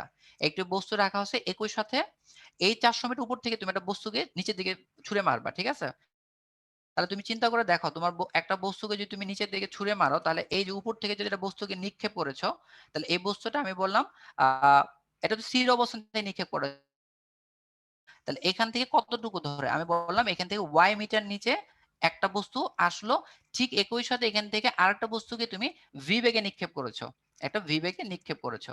তাহলে এটাকে উপর নিচ থেকে উপর দিকে নিক্ষেপ করেছো, আর একটা উপর থেকে নিচে, তাহলে একটা জায়গায় তারা মিলিত হবে না। নরমালি বুঝো, একটা বাসার ছাদ থেকে একটা বস্তু মারছো, আবার নিচ থেকে একটা বস্তু মারছো, তাহলে একটা সময় কিন্তু তারা নির্দিষ্ট জায়গায় মিলিত হবে। তাহলে আমরা ধরে নিলাম সেই মিলিত যে সময়টা, মানে মিলিত হবে কখন, সেটা হলো t সময় পর তারা মিলিত হবে, এই যে t সময় পর। তাহলে উপর থেকে যখন বস্তুটা নিক্ষেপ করেছো, তখন সেই ক্ষেত্রে আমরা s সমান ut plus half of gt square, তাহলে s এর জায়গায় আমরা u লিখেছি, y লিখেছি, আর আদি বেগের মান শূন্য, কারণ স্থির অবস্থান থেকে নিক্ষেপ করা হয়েছে। তাহলে আদি বেগের মান শূন্য, তাহলে এটা বাদ যাচ্ছে, plus half of gt square, তাহলে 1 নং সমীকরণ। একইভাবে আমরা এখন h এর মান যদি বের করি, h টা কি আসলে ভাই, দেখো h টা হলো আমার টোটাল যে উচ্চতাটা ছিল, সেই টোটাল উচ্চতাটা থেকে আমরা যদি y টা বাদ দিই, যে টোটাল উচ্চতা h, h থেকে যদি আমরা y টা বাদ দিই, তাহলে আমরা কিন্তু ছোটটাতে h টা আসতেছে। তাহলে এবার চিন্তা করে দেখো, ভালো করে সবাই একটু খেয়াল করো, এখানের ক্ষেত্রে যে আমাদের উচ্চতাটা h যেটা ছিল, মানে নিচ থেকে যদি নিক্ষেপ করা হয়, সেই ক্ষেত্রে আবার কত s সমান ut plus half of at square, তাহলে এটা তো আমাদের s, আর u এর জায়গায় যে ut, আর যেহেতু নিচ থেকে নিক্ষেপ করতেছে, উপর থেকে নিক্ষেপ করলে জি হয় পজিটিভ, আর নিচ থেকে নিক্ষেপ করলে জি হয় নেগেটিভ, এর জন্য যে এখানে পজিটিভ দেওয়া হয়েছে আর এখানে নেগেটিভ সাইন দেওয়া হয়েছে। তাহলে এখানে একটা ভেলোসিটিতে নিক্ষেপ করা হয়েছে, এখানে একটা হাফ অফ জিটি স্কয়ার। কথা বুঝছো? ওকে, এবার তুমি চিন্তা করে দেখো এখানে আমরা কি লিখতে পাচ্ছি, ভালো করে সবাই একটু খেয়াল করো। জাস্ট এই যে h সমান h, মানে আমরা শুধু জাস্ট যে এই অংশটুকু নিয়েছি, যে এই অংশটুকু, এখানে তো এই অংশটুকু যে h মাইনাস y, তাহলে এখানে h মাইনাস y এর মান কত, y এর মান দেখো হাফ অফ জিটি স্কয়ার, যে y এর মান আমি বসাইছি half of g t square minus v nought t, আর এখানে minus half of g t square. দেখো খুবই সহজ, এখানে কিন্তু তুমি বলতে পারো ভাই এইচটা না, আমরা জাস্ট এটার সাথে এই অংশটুকু কম্পেয়ার করলাম, তাহলে এইচ এর মান চলে আসলো এটা, তাহলে এখান থেকে তো half of g t square, half of g t square কাটা যাচ্ছে, এইচ সমান ভিটি, এইচ সমান ভিটি, আর টি সমান এইচ ভাগ ভি। কোনো জায়গায় যদি তোমাকে বলে সময় কতটুকু লাগবে, তুমি ডিরেক্ট এই শর্ট ফরম্যাটে অ্যাপ্লাই করে সময়টা বের করতে পারবা। আবার দেখো লেখা ছিল এখানে কত, লেখা ছিল যে h সমান h মাইনাস ওয়াই, তাহলে আমরা এখানে লিখলাম h সমান বড় হাতের h মাইনাস ওয়াই, তাহলে h মাইনাস ওয়াই এর মানটা দেখো এখানে লেখা আছে 1 নং এ half of g t square, half of g t square, তো সেখান থেকে আমরা h লিখলাম, আর এই যে দেখো এখানে ভালো করে খেয়াল করো h লিখলাম, আর এই যে বড় হাতের h টাকে এদিকে ট্রান্সফার করে দিলাম, ঠিক আছে? তাহলে এখানে h সমান এইচ যে এই লাইনটা থেকে হাফ অফ জিটি স্কয়ার এই যে ফর্মুলাটা সেটা আসলে আলটিমেটলি আমাদের কত শর্টকাট মানে আমরা এটার সময় এটা লিখে ফেলেছি। এখন থেকে এইচ এর মান কিন্তু প্রশ্ন বলেছি যে উচ্চতা কত?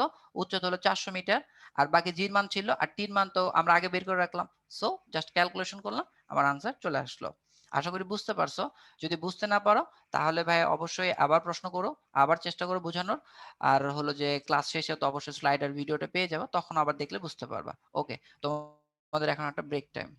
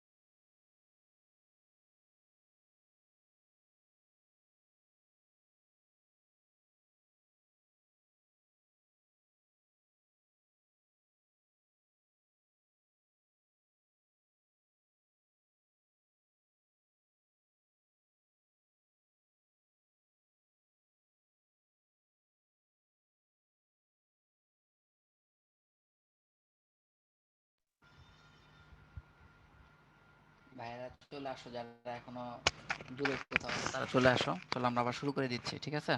ওকে, আসো।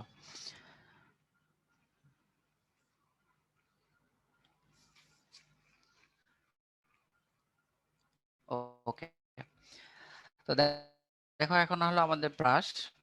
ব্রাশ জিনিসটা কি বা ব্রাশ কি? ব্রাশ আসলে হলো যে অনেক সময় আমরা যদি বলি যে ব্রাশ জিনিসটা কি, অনেকে অনেকভাবে আনসার দেয়। ব্রাশ হলো ভাইয়া একটা গতিপথ।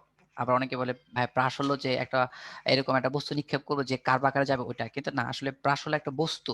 মেইনলি ব্রাশ কি একটা বস্তু, যে এই বস্তুটা যে কোনো একটা ব্রাশের ডেফিনেশনে ছিল যে একটা বস্তুকে একটা নির্দিষ্ট কোনো যে নিক্ষেপ করা হয়, তাহলে ব্রাশ আসলে মেইনলি কি? ব্রাশ হলো একটি বস্তু। ওকে, তো ব্রাশের ক্ষেত্রে এখানে একটা কথা আছে যে এই কথাগুলো তোমরা তপন স্যার এবং ইসাক স্যার দুইটা বইতে দুই রকম কথা দেখতে পাবা। এটা আসলে তোমাদের একদম একদম একটা কমন প্রশ্ন যে ভাই ব্রাশের গতিপথটা কেমন। তো তপন স্যারের বইতে লেখা পাশের গতিপথ এটি মানে প্যারাবোলা তপন স্যার লিখেছে পরাবৃত্ত এবং ইসাক স্যার বলেছে অধিবৃত্ত। তো আসলে এই জিনিসটার মধ্যে যেন কনফিউশন না হয়, আসলে সত্যি বলতে প্রাসের গতিপথ কলকাতা ডিকশনারি থেকে আসলে প্রাসের গতিপথ প্যারাবোলা মানে যে কলকাতা যে ডিকশনারিটা তারা ইউজ করে সেই ইউজে প্যারাবোলা মানে আসলে বোঝে পরাবৃত্ত, ঠিক আছে? তো তো তোমরা আসলে প্রাসের গতিপথটা কেমন হবে সেটা আসলে সবসময় বলো প্রাসের গতিপথ একটি পরাবৃত্ত, ঠিক আছে? অধিবৃত্ত ইসাক স্যার বইতে দেওয়া আছে, বাট তোমরা পরাবৃত্ত দিবা সব ক্ষেত্রে, সবকিছুর জন্য পরাবৃত্ত দিবা। ওকে, যে প্রাসের গতিপথ এটা কি? প্রাসের গতিপথ প্যারাবোলা থাকলে প্যারাবোলা, না হয় তোমরা দিবা পরাবৃত্ত। ওকে, এবার আসো যখন কোনো বস্তুকে প্রাসের ক্ষেত্রে নিক্ষেপ করা হয় একটা নির্দিষ্ট সময় পর একটা ভেলোসিটি কত হবে। ধরো একটা নির্দিষ্ট সময় পর, ধরো আমরা যদি বলি এ অবস্থান তার ভেলোসিটি কত, এই বলটা, তো এই বলটা তার এই জায়গায় তার ভেলোসিটি কত হবে, তাহলে সেই ক্ষেত্রে অনেক সময় আমরা দেখা যায় দুইটা উপাংশ ভাগ হয়ে যায়, একটা ভি এক্স বরাবর, একটা কত ভি ওয়াই বরাবর উপাংশ। তো সেই ক্ষেত্রে আসলে একটা নির্দিষ্ট সময় পর ভেলোসিটির মানটা কত হবে, তখন আমাদের লব্ধি ভেলোসিটির মান ভি সমান রোট ওভার কত, আমরা পি কিউ যদি নেই যে পি কি P square plus Q square plus 2 pq cos আলফা। এখানে আলফার মান কত দেখো, মধ্যবর্তী কোণ 90 ডিগ্রি। তো মধ্যবর্তী কোণ 90 ডিগ্রি যদি হয় তাহলে আলফার মান কত হবে, আর cos 90 ডিগ্রি মানে 0। তো সো এটাই আনসার, যেটা নির্দিষ্ট সময় পর যখন প্রাসের ক্ষেত্রে যখন কোনো কিছু বলবে তখন ভি এক্স স্কোয়ার আর প্লাস কত ভি ওয়াই স্কোয়ার এটা হবে। আর প্রাস রিলেটেড যতগুলো ফর্মুলা আছে সেই ফর্মুলাগুলো আমরা একত্রে লিখে দেওয়ার চেষ্টা করছি এখানে। তো সো তোমরা এই প্রাস রিলেটেড ফর্মুলাগুলো একটু দেখে নেবো। যে প্রাসের গতিপথের সমীকরণ, প্রাসের গতিপথের সমীকরণ সমান একটা লেখা হয়েছে y সমান কত, যে x tan theta not minus G x square. এটা এই ক্ষেত্রে অনেক সময় আমাদের একটু কনফিউশন হয়ে যায়। ওয়াই কিন্তু ভাই উলম্ব অক্ষের মানে উলম্ব বরাবর যে সরণটা, ঠিক আছে? যেমন অনেক সময় গোল হবে কিনা বা আউট হবে কিনা, বা ওই একটা বাক্যের শিকারীকে মারতে চাও সেই ক্ষেত্রে আসলে কতটা উচ্চতায় আছে, ওয়াই অক্ষ বরাবর কতটা উচ্চতায় আছে সেটা হলো ওয়াই। আর এক্স অক্ষ বরাবর হলো এক্সটা হলো তোমার এক্স অক্ষ বরাবর সরণ যেটা, বা তুমি বলতে যদি বুঝাই, ধরো আমরা যদি বলি যে এটা একটা গোলবার আর এখান থেকে শর্ট করছো বলটা, তাহলে অনেক সময় গোল হবে কিনা বা এটা যদি বুঝতে চাও তাহলে অনেক সময় দেখা যায় এই যে গোল হলো বা উপর দিকে গেলে তো গোল হবে না, এই ডিস্টেন্সটুকু আসলে মেইনলি আমরা বলি ওয়াই, আর এই ডিস্টেন্সটুকু বলি আমরা এক্স, ঠিক আছে? আর থেটা হলো তুমি কত কোণে নিক্ষেপ করতেছো সেটা, বা কত কোণে তোমার নিক্ষেপ করতে হবে। আর জি তো জানোই প্রাসের অবস্থানের সাথে পাল্লার সম্পর্ক, প্রাসের অবস্থানের সাথে মানে প্রাসের অবস্থানের যদি অনুভূমিক পাল্লার সম্পর্ক ইকুয়েশনটা, এই ইকুয়েশনটা হলো ওয়াই সমান x tan theta nought 1 minus x by r. আর এই তিনটা ফর্মুলা একটু ভালো করে দেখবা, এই তিনটা ফর্মুলা সাধারণত কিছু খুবই বেশি কিছু কিছু ভার্সে খুব বেশি দেখা যায়। প্রাসের সর্বাধিক উচ্চতা, আসলে সর্বাধিক উচ্চতা নামের সাথে এটা সর্বোচ্চ কথাটা আছে বিধায় তুমি দেখো এখানে একটা পাওয়ার দেখতে পাচ্ছ, এখানেও একটা পাওয়ার দেখতে পাচ্ছ, এবং সাথে এখানে একটা টু পাওয়ার যুক্ত কোনোটাতেই নাই। আর যদি বলো প্রাসের উড্ডয়নকাল আর সর্বাধিক উচ্চতায় ওঠার মধ্যে একটু কনফিউশন আমরা অনেক সময় হয়ে যাই। যে দেখো আমরা যদি এটা যদি প্রাস বলি, এই যে উড্ডয়নকাল বলতে বোঝায় বা বিচরণকাল, অনেক সময় এটা উড্ডয়নকালও বলে, অনেক সময় কি বলে বিচরণ। দেখো যে এখান থেকে তুমি যদি রওনা দাও তাহলে এখান থেকে এই পর্যন্ত আসলো সেটা হলো উড্ডয়নকাল। জাস্ট কি হবে যে ভি নট সাইন থিটা ভাগ কত জি, এটা হলো সর্বাধিক উচ্চতায় ওঠার সময়। আর এই সর্বাধিক উচ্চতায় ওঠার দ্বিগুণ সময়টা হলো তোমার এই যে তোমার কি প্রাসের উড্ডয়নকাল, অর্থাৎ উড্ডয়নকাল হলো 2t, ঠিক আছে? জাস্ট এটার সাথে 2 গুণ করে দিলেই হয়ে যাচ্ছে। আর পাশে অনুভূমিক পাল্লা তো বুঝতেই পারছো যে পাল্লা অনুভূমিক বরাবর কতটুকু ডিসটেন্স যাচ্ছে সেটা হলো অনুভূমিক পাল্লা। সেক্ষেত্রে এখানে ভি স্কোয়ার, এখানে সাইন 2 থিটা, আর এখানে কত জি। তো একটু খেয়াল রাখবে ভাই, এই ফর্মুলাগুলো তোমরা খুবই ভালো করে পড়ো, বাট অনেক সময় তোমরা এই ফর্মুলাগুলো ভুল করে বসো যে সর্বাধিক উচ্চতার উপর স্কোয়ার ছিল না অনুভূমিক পাল্লার উপরে স্কোয়ার ছিল, বা সাইন কোথায় কি আছে সাইন 2 থিটা অনুভূমিক পাল্লার ক্ষেত্রে, আর উচ্চতার ক্ষেত্রে ভি স্কোয়ার সাইন স্কোয়ার নিচে হলো কত 2j। এই ফর্মুলা একটু ভালো করে দেখবা। ওকে, আচ্ছা এরপর আমরা একটা ম্যাথ একটা কোশ্চেন দিচ্ছি, এই পোল কোশ্চেনটা আমি চাবো 100% স্টুডেন্ট সঠিক একটা পোল কোশ্চেন দেখি তোমরা ক্লাসে মনোযোগ দিচ্ছ। ওকে, বলা হয়েছে প্রাসের গতিপথের ক্ষেত্রে কোনটি প্রযোজ্য। ওকে, দেখো সঠিক অ্যান্সারটা দেবা সবাই। ওকে, আমি একটু আগে বিষয়টা কথা বলেছি। ওকে, সবাই আমার কথাগুলো শুনতে পাচ্ছ কিনা তার জন্য পোলটা দেওয়া। ওকে, ওকে দাও, সবাই আনসার করো। প্রাসের গতিপথের ক্ষেত্রে কোনটি প্রযোজ্য, অর্থাৎ প্রাসের গতিপথটা আসলে কেমন হবে সেই ক্ষেত্রে বলা হয়েছে যে প্রাসের গতিপথটা কেমন হবে। ওকে, আচ্ছা আমি এখন লক করে দিচ্ছি, আর কেউ আনসার দিচ্ছ না, এটা কারণ এটা খুব সহজ একটা প্রশ্ন। একটু আগে বলেছি যে প্রাসের গতিপথের ক্ষেত্রে কোনটা সঠিক হবে,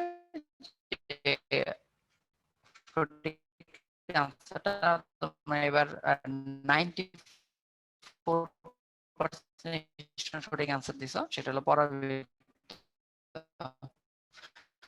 গুড, সুন্দর। প্রাসের গতি ক্ষেত্রে মিম ভাইয়া মানে শুনতে পাচ্ছেন?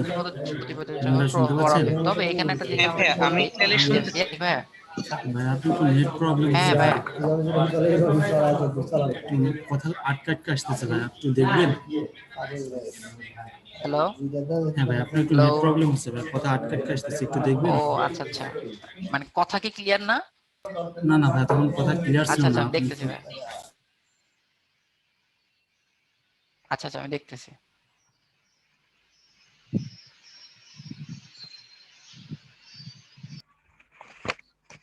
তমাল, জি ভাইয়া। তমাল তুমি কি শুনতে পাচ্ছ এখন হ্যাঁ ভাইয়া, ক্লিয়ার? এখন ক্লিয়ার। মাঝখানে একটু ভেঙ্গে ভেঙ্গে আসতেছিল তো, তাই প্রবলেম হচ্ছিল। এখন ক্লিয়ার। ও ভাই কন্টিনিউ ও, করতে আচ্ছা আচ্ছা, থাকেন, ঠিক আছে, সমস্যা হলে নক করবেন। ওকে, আচ্ছা আচ্ছা, ওকে ওকে, জি ভাইয়া। ওকে, দেখো এখন আমাদের ওই যে প্রাসের গতিপথের ক্ষেত্রে আসলে আমাদের সমীকরণটা হবে পরাবৃত্ত। তো কোনো জায়গায় যদি পরাবৃত্ত অপশন না পায় অধিবৃত্ত পাও, তাহলে সেক্ষেত্রে তো অধিবৃত্ত দিতে হবে, বাট দুইটাই মনে রাখবা, যদি পরাবৃত্ত বা অধিবৃত্ত দুইটাই থাকে তাহলে পরাবৃত্ত দিবা। ওকে, এরপর হচ্ছে আমরা একটা ম্যাথ করে ফেলি। ম্যাথটা আসলে প্রাস রিলেটেড ম্যাথ এবং সহজ একটা ম্যাথ। ম্যাথটা তোমাদের জন্য একদমই সহজ। একটু আগে যে তোমরা ইকুয়েশন গুলো করলা সেই ইকুয়েশন গুলোর সাথে রেখেই দেখো, প্রথম প্রশ্নটা বলা হয়েছে সর্বাধিক উচ্চতা। তো সর্বাধিক উচ্চতার ফর্মুলা আমরা একটু আগে দেখলাম। সর্বাধিক উচ্চতার ফর্মুলা আমরা কি জানি, যে এইচ সমান V naught square sine square theta ভাগ কত 2g। এটা তো এখানে জাস্ট মানগুলো ইনপুট করলে আমাদের হয়ে যাচ্ছে। তাহলে চলো আমরা মানগুলো ইনপুট করি। যে বেগের মান দেওয়া আছে 20√2। হ্যাঁ, তো এখানে স্কোয়ার ভি স্কোয়ার, আর এখানে সাইন থেটা সাইন কত ডিগ্রি, দেখো প্রশ্ন বলা আছে সাইন 45 ডিগ্রি। সাইন 45 ডিগ্রির মান কত, 1/√2। ঠিক আছে, তাহলে যে 1/√2, আমি এর আগে বলেছিলাম যে 1/√2 মানে পয়েন্ট, যে মানটা আসে অর্থাৎ 0.707, সেই মানটা মুখস্থ রাখতে। তবে অনেক সময় যে কোনোটা কাজে দিতে পারে। যেমন এখন তুমি যদি 0.707 কে স্কোয়ার করো কঠিন হবে, এটাকে স্কোয়ার করা সহজ হবে। আচ্ছা, এবার আসলে 2 এবং এখানে যে জির মানটা আসলে প্রশ্নে উল্লেখ যদি না থাকে, যদিও তোমাকে প্রশ্ন উল্লেখ করে দিবে, না থাকলে 9.8 নিবা। আমরা ক্যালকুলেশনের সুবিধার জন্য আমরা 10 ধরতেছি, ঠিক আছে, কারণ এই ধরনের প্রশ্নের ক্ষেত্রে তোমাকে 10 দিয়ে দিবে। ওকে, আচ্ছা এবার দেখো ক্যালকুলেট করলে কত, যে 20√20 কে রুট করলে এখানে হচ্ছে যে 20 কে স্কয়ার করলে হয় কত, 20 কে স্কয়ার করলে হয় 400, 2 কে স্কয়ার করলে 4, আর একটা শূন্যের জন্য ডাবল শূন্য হয়। এটা হয়তো জানো যে 20 কে স্কয়ার করলে কত হয়, 2 কে স্কয়ার করলে 4, আর যখন একটা জিরো থাকে তখন একটা জিরো কে স্কয়ার করলে ডাবল জিরো হয়। আর √2 কে স্কয়ার করলে কত হয়, √2 কে স্কয়ার করলে 2 হয়, আর 1/√2 মানে কত, 1/2। আর এখানে 10 দুগুণা কত, আমরা যদি এভাবে রাখি বেটার। ওকে, 2 কে 2 কেটে দিলাম, এখানে শূন্য, এখানে শূন্য কেটে দিলাম, আর 2 দ্বারা 40 কে কাটলে কত হয় आंसर তোমার 20। ওকে, আশা করি বুঝতে পারছো।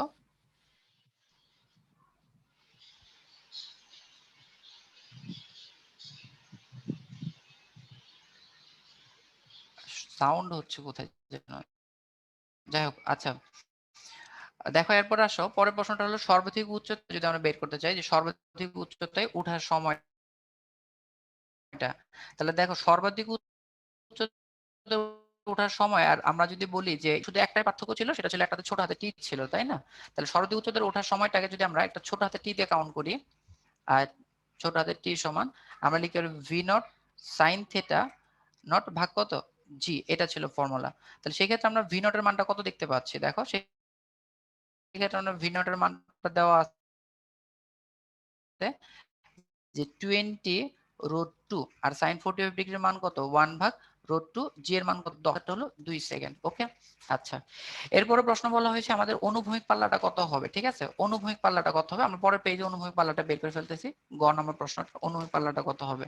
আচ্ছা আমরা নিচে করে ফেলতেছি গ নম্বর প্রশ্নটা। দেখো ওকে, এই যে দেখো গ নম্বর প্রশ্ন বলা হচ্ছে অনুভূমিক পাল্লা। অনুভূমিক পাল্লা আর সমান আমরা কি জানি? আর সমান আমরা অনুভূমিক পাল্লা সমান জানি যে V naught square sine 2 theta ভাগ কত জি, এটা জানি। ঠিক আছে, তাহলে এই ফর্মুলা খালি জাস্ট মানগুলো বসাই দাও যে ভি নট স্কোয়ার, ভি এর মান কত 20 হোল স্কোয়ার, আর সাইন 2 থিটা মানে সাইন 90 ডিগ্রি, সাইন 90 ডিগ্রি মান কত 1, জি মান কত 10। তাহলে সেখান থেকে আমরা পাচ্ছি 20 কে স্কোয়ার করলে 400, আর √2 মানে কত 2 হবে একটা, আর এখানে একটা 10।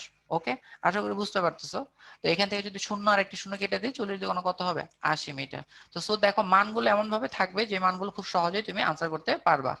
আচ্ছা, এখন করো দেখো ভূমিতে আঘাত করার সময়, প্রশ্নটা কিন্তু খুবই সহজ। ভূমিতে আঘাত করার সময় তোমার কিন্তু কোনো ক্যালকুলেশন করতে হবে না, কিচ্ছু করতে হবে, তুমি ইজিলি বলে দিতে পারবা যে ভূমিতে আঘাত করার সময়টা আসলে কত হবে। কারণ আমরা একটু আগে দেখলাম ভূমিতে আঘাত করার সময় যেটা, সেটা হলো বিচরণ কাল, আর বিচরণ কাল হলো তোমার 2t, তাহলে t এর মান তো বের করছে 2, তাহলে এখানে 2 গুণ 2, তাহলে তোমার হলো কত 4 সেকেন্ড।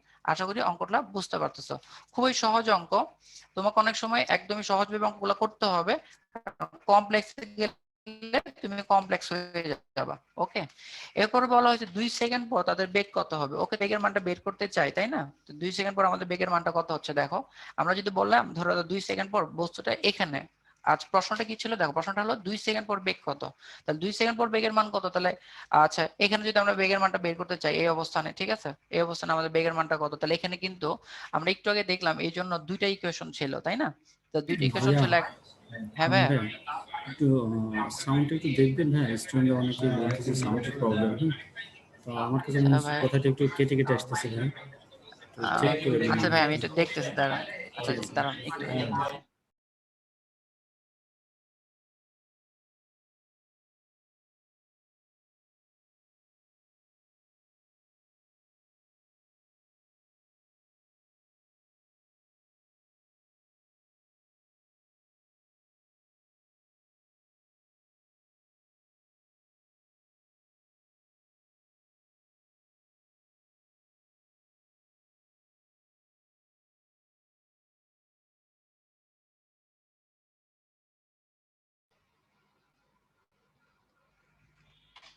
ওকে, দেখো একটু ঠিক করে নিলাম, এখন দেখা যাক সমস্যাটা রিকভার হয় কিনা।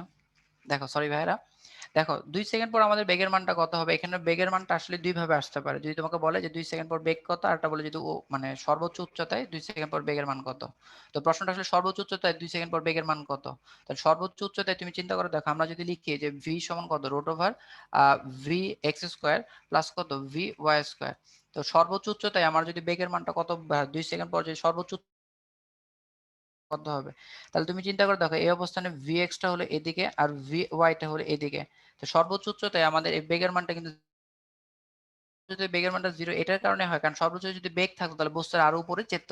তো সেই ক্ষেত্রে আসলে কিছুই থাকতেছে না, এখানে vy এর মান 0, √ওভার আমরা পাচ্ছি vx স্কয়ার, সো শুধুমাত্র vx।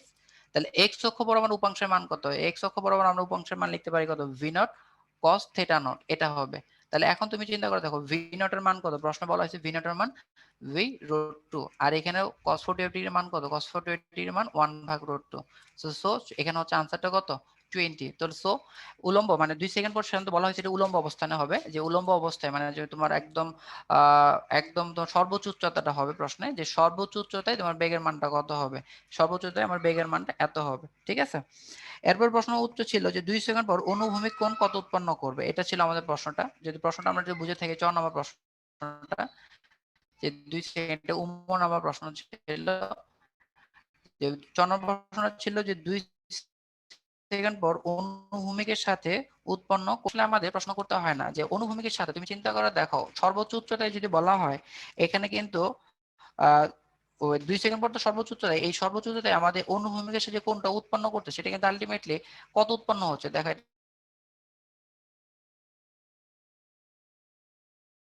আমরা এখানে তো বলতে পারি থিটা ইকুয়াল এখানে কত ডিগ্রি 0 ডিগ্রি। তাহলে থিটা ইকুয়াল যেহেতু সর্বোচ্চ উচ্চতায় বেগ অনুভূমিক বরাবর, কারণ সর্বোচ্চ উচ্চতায় বেগটা আমার কি থাকে, এই অবস্থায় বেগটা আমার কি থাকবে, আমরা এটা লিখে দিচ্ছি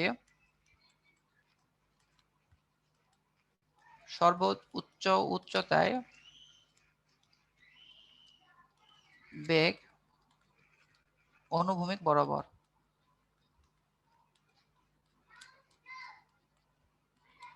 তো সর্বোচ্চ যদি বেগ যদি অনুভূমিক বলা হয় তাহলে আসলে বলা হচ্ছে যে কোণ কত ডিগ্রি হবে, কোণ আসলে আলটিমেটলি হবে 0 ডিগ্রি। ওকে, প্রশ্নগুলো খুবই সহজ, যদি তুমি একটু প্রশ্নগুলোর এই ফরমেশন গুলো জানা থাকে তাহলে তোমার জন্য অনেক ইজি হয়ে যাবে। ওকে, আচ্ছা। এরপর দেখো একটা প্রশ্ন বলা হয়েছে, প্রশ্নটা কি বলেছে, একটি প্রক্ষেপকে অনুভূমিকের সাথে 60 ডিগ্রি কোণে 3 মিটার পার সেকেন্ড নিক্ষেপ করা হলে সর্বোচ্চ উচ্চতায় প্রক্ষেপটির বেগ কত হবে? ওই একই প্রশ্ন যেটা আমরা আগের বার করলাম সেটা হুবহু একই প্রশ্ন এখানে রিপিট করা হয়েছে।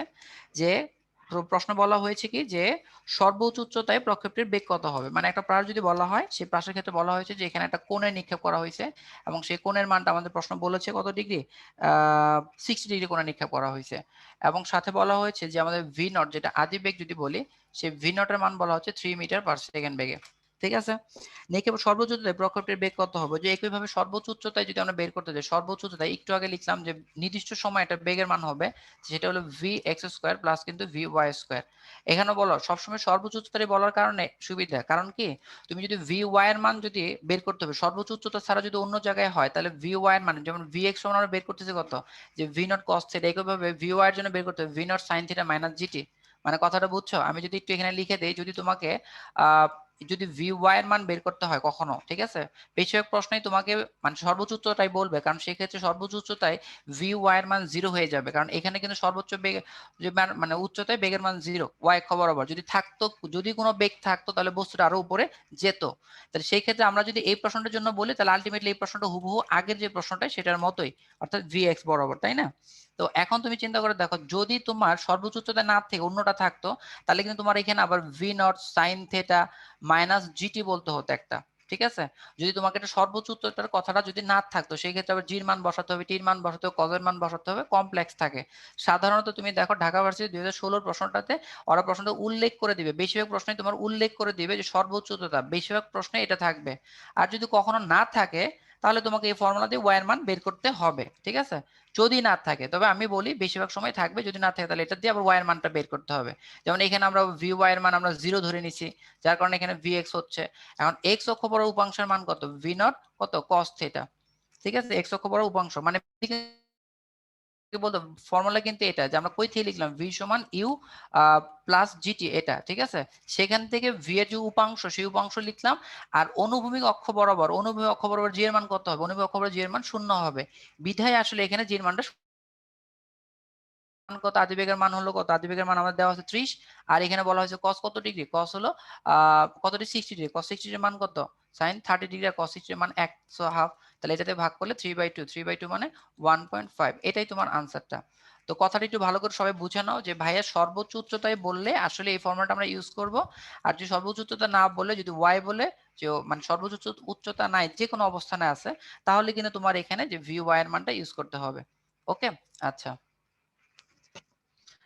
এরপর আসো আমরা আরেকটা প্রশ্ন করব, এই প্রশ্নটাও মোটামুটি ভালো একটা প্রশ্ন, যে যদি একটু বোঝার জন্য একদম বোঝার জন্য অ্যাপ্রোপ্রিয়েট একটা প্রশ্ন, কনসেপ্ট ক্লিয়ার করার জন্য ভালো করে দেখো প্রশ্নটা কি লেখা আছে।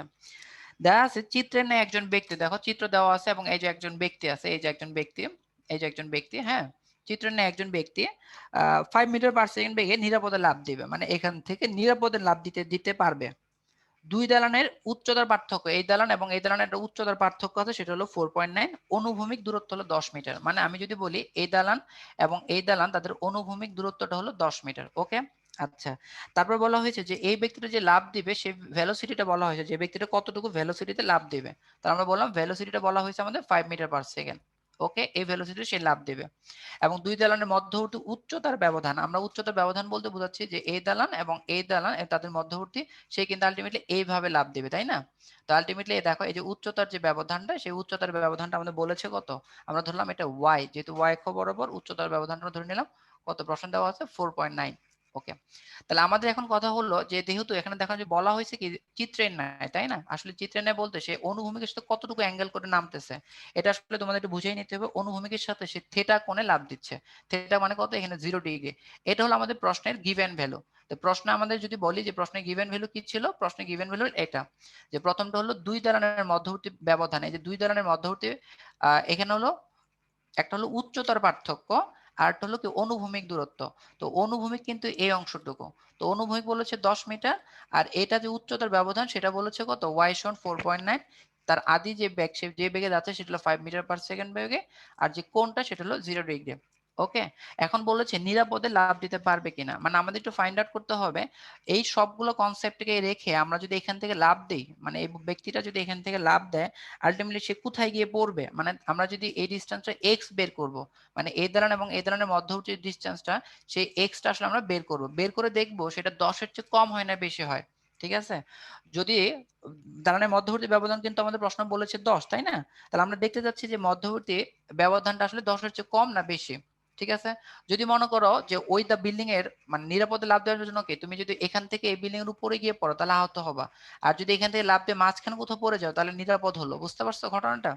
ওকে, তাহলে চলো আমরা একটা বিষয়টা যদি দেখি যে আসলে কনসেপ্টে কিভাবে কাজ করে। তাহলে আমরা দেখো y সমান কি লিখতে পারি, আমরা y সমান x, যেটা আমরা আগের ফর্মুলা ছিল প্লাস প্লাসের জন্য x সমান tan theta not plus G x square ভাগ 2 ভি নট স্কোয়ার আর এখানে কজ স্কোয়ার থেটা। ওকে, এবার দেখো এখান থেকে আমরা জাস্ট মানগুলো একটু ইনপুট করি। y এর মান প্রশ্ন বলা হয়েছে কত 4.9, আর 10 কিন্তু এখানে 0 ডিগ্রির মান কিন্তু এখানে 0, সো 0। ওকে, প্লাস এখানে আসলে কত জির মান আসলে প্রশ্ন বলা নাই, প্রশ্ন বলা না থাকলে তুমি 9.8ও নিতে পারো বা 10ও নিতে পারো, তো প্রশ্ন বলা না থাকলে সবসময় বেশিরভাগ 9.8 নেওয়াটাই শ্রেয়, কারণ এখানে তুমি দেখো মানগুলো একটু ভালো করে খেয়াল করে দেখবা, প্রশ্নে বলা না থাকলে সবসময় 9.8। আবার দেখে এখানে বলা হয়েছে 2 আর ভি এর মান কত 5 কি স্কয়ার করলে কত হয় 25 ইনটু cos কত ডিগ্রি, cos আমার হলো 0, ক্যালকুলেট করো 4.9 আর এখানে আসছে কত 9.8 স্কয়ার আর এখানে 25 দুগুণ কত, আমরা যদি এটা এভাবে লিখি সুবিধা হবে 2 গুণ 25। এখন আমি জিনিসটাকে যদি এভাবে লিখি যে যখন ধরো 9. আমরা যদি একটু মানে গুছাই লিখি তাহলে সুবিধা হবে। দেখো আমরা যদি লিখি 9.8 এক্স স্কোয়ার আর এখানে হচ্ছে কত 4.9 গুণ 2 গুণ 25। তাহলে এখন তুমি দেখো 4.9 9.8 হোল স্কোয়ার আর 4.9 গুণ 2 মানে কত 49 দুগুণ 98, সো এটাও কিন্তু 9.8 হচ্ছে আর ইনটু কত 25।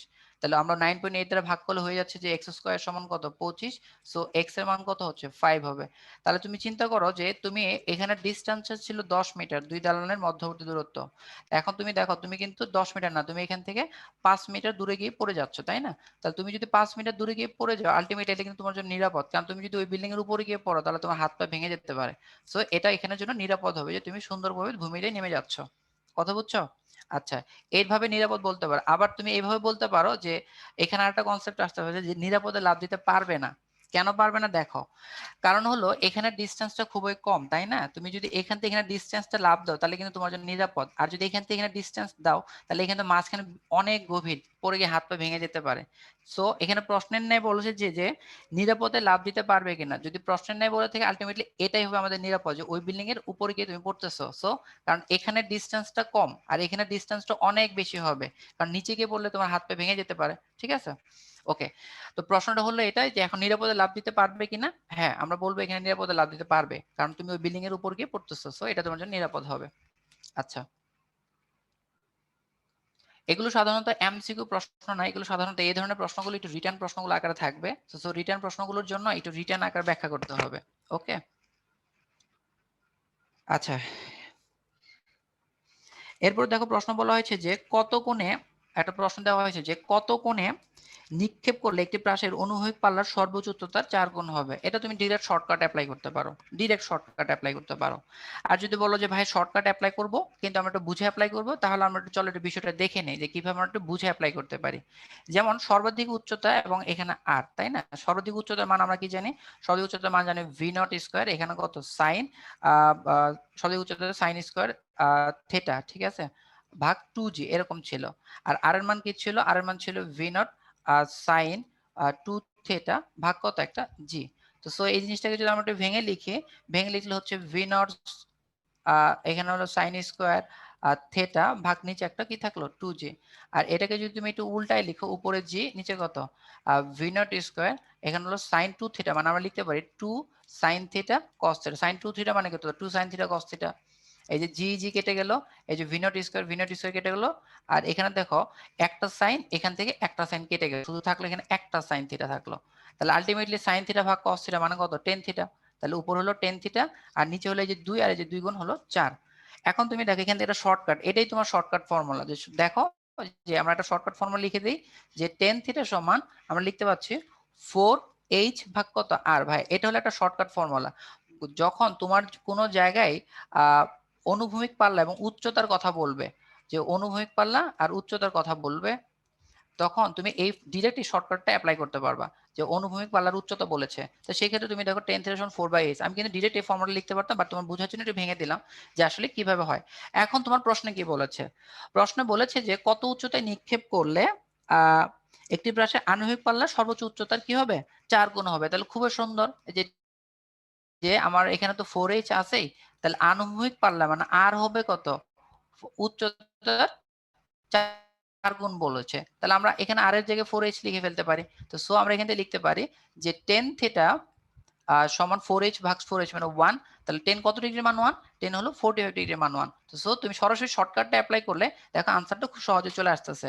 আর অনেক সময় শর্টকাট যদি ভুলে যাও তাহলে কিন্তু আসলে আলটিমেটলি প্রসেসটা আমি তোমাদের শিখিয়ে দিলাম যে v naught square sin square theta ভাগ 2g আর v naught square sin 2 theta আমরা জাস্ট উল্টাই দিলাম আর কিচ্ছু না। এই যে জি কেটে দিলাম, v নট স্কয়ার আর 2 sin স্কয়ার sin 2 থিটা মানে কি 2 sin তো cos theta, so sin theta কেটে দিলে একটা sin থিটা থাকে, আর sin থিটা ভাগ cos থিটা মানে tan থিটা, আর নিচে 2 গুণ 2 মানে 4। সো এটা করে দিলে তুমি এটা শর্টকাটটা পেয়ে গেলা। এই শর্টকাটটা অ্যাপ্লাই করে সহজে অঙ্কগুলো করে ফেলতে পারবা। ওকে, এরপর আসো আমাদের আজকের পোল মানে পঞ্চম পোলটা, সেই পোলটা দেখো আমি তোমাদের লঞ্চ করে দিচ্ছি, তোমরা একটু দেখো এটা। ও নো,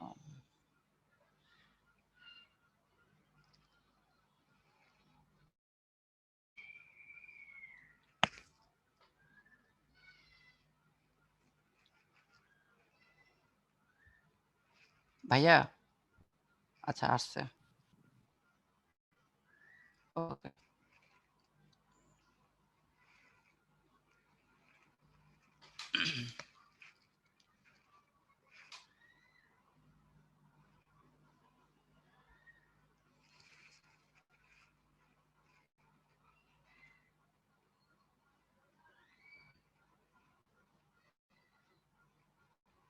ওকে, একটু সমস্যা করতেছে কেন? ভাই আমাকে কি শুনতে পাচ্ছেন? হ্যাঁ ভাইয়া শোনা যাচ্ছে। হ্যাঁ, মানে আচ্ছা ঠিক আছে, ওকে, হঠাৎ করে মানে কাজ করতেছিল না, যাই হোক। আচ্ছা প্রশ্ন ছিল কি, কোন বস্তুকে অনুভূমিকের সাথে কত গুণে নিক্ষেপ করলে অনুভূমিক পাল্লা সর্বাধিক হবে। ওকে ডান, এটা করে, এটা খুবই সহজ প্রশ্ন এবং এটা করে আসতেছে একদম ছোটবেলা থেকে এই প্রশ্নটা করে আসতেছে যে কত মানে দেখবা অনেক সময় গেল যখন 6 মারে তখন দেখবে বল খুব নিচ দিয়ে চলে যাচ্ছে, 6 হয়ে যাচ্ছে। আবার দেখবা যে অনেক সময় কিছু ছোট ছোট খেলোয়াড় যারা 6 মারে বাট মানে বল মারছে বাট 6 হচ্ছে না, সেগুলো দেখা যাচ্ছে বাউন্ডারির ভিতরেই, যে ম্যান্ডেটরি যে এলাকাটা সেই এলাকার ভিতরেই থাকতেছে, আউট হয়ে যাচ্ছে। সো আসলে কি আসলে করতে হবে, অনুভূমিক পাল্লা কখন সর্বোচ্চ হবে, কিভাবে 6 মারতে হবে, এটা আসলে তোমরা সঠিক আনসার দিছো বেশিরভাগ স্টুডেন্ট, 79% স্টুডেন্ট। তো আমি এটা শেয়ার করে দিচ্ছি, দেখো আসলেই তোমরা বুঝতে পারছো যে আনসারটা। ওকে চলো আমরা একটু জিনিসটা একটু বুঝাই বলি। আসলে অনুভূমিক পাল্লার জন্য আমাদের যে ইকুয়েশনটা ছিল সেই ইকুয়েশনটা আসলে লিখতে হবে জাস্ট। ইকুয়েশনটা কি ছিল? ইকুয়েশনটা ছিল আর সমান আমাদের কি ছিল,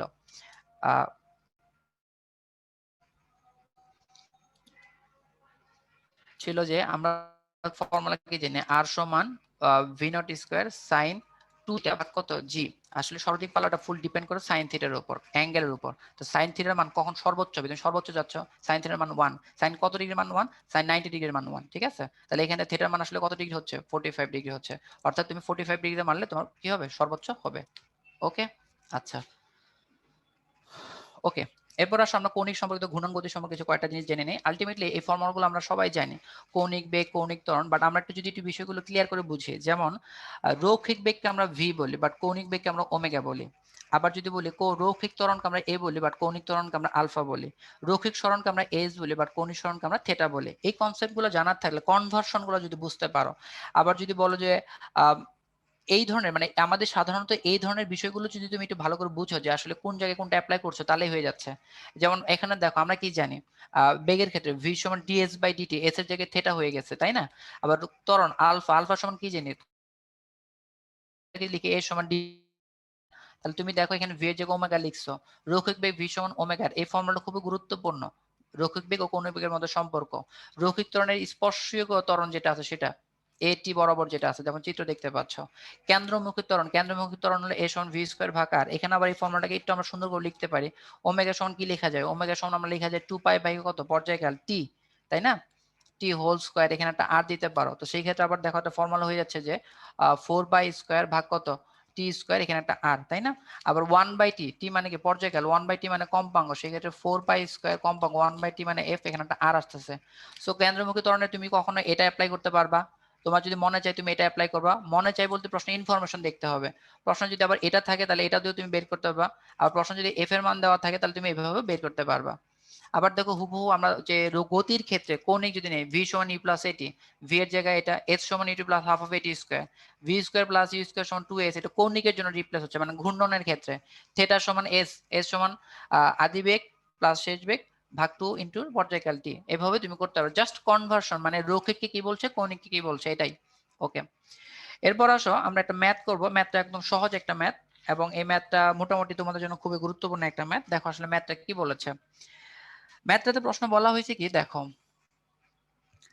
1500 আরপিএম রেভলিউশন পার মিনিট বেগে, মানে ঘূর্ণন বেগে ফ্যানকে সুইচ অফ করে খোলে সুষম কৌণিক মন্দনে তা 4 মিনিটে থেমে যায়।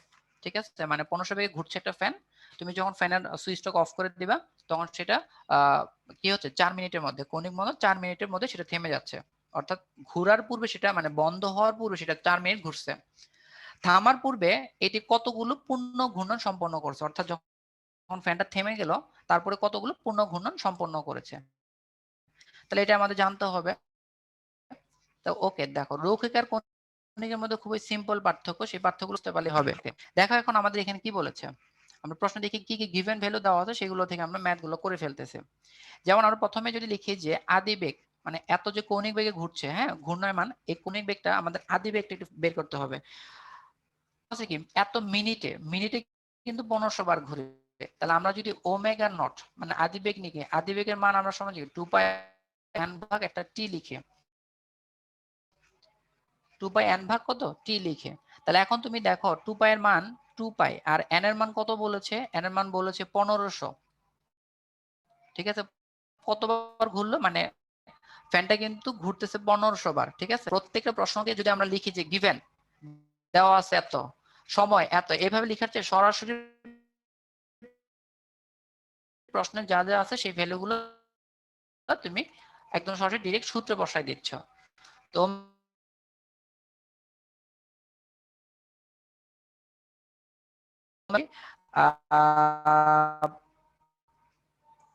কত হচ্ছে, এটা 1500 বার ঘুরছে তাই না? আচ্ছা 6 কয়বার যাবে, আচ্ছা আমি একটু এভাবে রাখি, সমস্যা না, আমরা এভাবে করি, একটু ছোট করি। 2 কে 6 দিয়ে কাটলে 3 হয়, আর এদিকে 15 কে কাটলে কত হয়, 5 হয়। তাহলে আলটিমেটলি দেখো সুন্দর করে, যখন কোনো জায়গায় ক্যালকুলেশন খুব কঠিন হয়ে যাবে তখন একটু চিন্তা করবা যে আশেপাশে আর কোনো জায়গায় ক্যালকুলেশন হয় কিনা।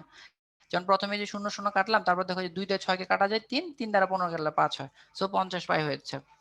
এখন চিন্তা করি, এটা হলো আমাদের আদি বেগ। ফ্যানের সুইচ যখন তুমি হাত দিছো ওই মুহূর্তে তার এত আগে আদি বেগটা ছিল, যখন ফ্যানটা, তখনই সেটা কি হয়ে গেল, একটা মন্দন তৈরি হলো, সেখানে মন্দন ঘুরতে ঘুরতে ঘুরতে ঘুরতে একটা সময় ফ্যানটা কি হয়ে যাবে, থেমে যাবে। তাহলে আলটিমেটলি আদি বেগ ছিল 50 পাই, আর যখন ফ্যানটা থেমে গেল তাহলে আলটিমেটলি এখানে শেষ বেগ, তো থেমে গেল মানে ফ্যানটার শেষ বেগের মান কত, 0। আচ্ছা, এখন আমরা জানতে চাচ্ছি যে এটা ঘুরলো যে, এই যে তুমি যে ফ্যানের সুইচে হাত দিছো আর হাত মানে বন্ধ করার পরে এই যে 4 মিনিট যে ঘুরছে, এই 4 মিনিটে সে টোটাল কতটুকু রাস্তা বা কতটুকু কোণ অতিক্রম করছে, যেহেতু এটা ঘূর্ণন কৌণিক। তো সেই ক্ষেত্রে আমরা যদি লিখি এস এর জায়গায় থেটা বসালাম, এস সমান ছিল ভি প্লাস ইউ বাই 2, আমরা লিখো ওমেগা প্লাস ওমেগা নট ভাগ 2, আর এখানে একটা সময় থাকবে টি। ওকে, এখন দেখো এখানে প্রশ্নে কি দেওয়া হচ্ছে, যে থেটা সমান শেষ বেগের মান 0, আর ওমেগা নটের মান কত, 50 পাই। ওকে, আর 2 এখানে, আর সময় কত দেখো, থামার পূর্বে কয় মিনিট চলছে, 4 মিনিট, 4 মিনিট মানে 4 গুণ 60। ঠিক আছে, ওকে। তাহলে এখন আমরা দেখো 50 পাই ভাগ কত, একটা 2 পাচ্ছে, আর 4 6 24, আর একটা শূন্য। তাহলে আমরা এখানে যদি কেটে দেই, যে 2 দ্বারা এখানে 12 কে কাটলাম, 12 হলো 120। তাহলে এখানে হচ্ছে 50 পাই গুণ কত, 120 হচ্ছে। ওকে, তাহলে এখন জাস্ট আমরা একটু ক্যালকুলেট করে দেখো, এখন এই যে 5 বারং কত, 60। তাহলে এখানে ডাবল, এই যে 5 বারং 60, এই যে একটা শূন্য, এটা যে একটা শূন্য, এই যে থেটা। এখন আমরা জানতে চাচ্ছি যে কতবার ঘুরবে, এই থেটাটা কি। দেখো আমি কনসেপ্ট আবার বলছি যে ওমেগা নট এটা হলো তোমার আদি বেগ, মানে ফ্যানটা যখন বন্ধ করবা, যখন ফ্যানের সুইচে হাত দিচ্ছ ওই মুহূর্তে তোমার বেগটা কত। আর এটা হলো আমাদের শেষ বেগ যখন ফ্যানটা থেমে গেল, মানে শেষ বেগ। আর থেটাটা হলো আমাদের এ, যে ওই যে ফ্যানের বন্ধ করার পর থেকে শুরু করে, মানে সুইচে তুমি অফ মানে ক্লিক করার পর থেকে ফ্যানটা যে বন্ধ হলো এই সময়ের মধ্যে সে কতবার ঘুরছে, মানে কৌণিক কথাটা। এখন আমরা জানতে চাচ্ছি যে এন কত। তাহলে চিন্তা করে দেখো টোটাল ঘুরেছে হলো 6, কতটুকু হয়। ধরো আমি তোমাকে বললাম ফ্যানটা এভাবে ঘুরতেছে, ঠিক আছে, এইভাবে ঘুরতেছে, এখন ঘুরতে ঘুরতে টোটাল 6000 পাই হয়েছে। তাহলে এখন আমরা যদি একবার ঘুরি তাহলে কত, একবার ঘুরলে তো 2 পাই, তাহলে একবার, তাহলে আলটিমেটলি কি হয়ে যাচ্ছে, তাহলে কিন্তু আমার টোটাল আনসারটা চলে আসতেছে। তাহলে সো আমরা পাই কেটে দিলাম, 6000 কে 2 ভাগ।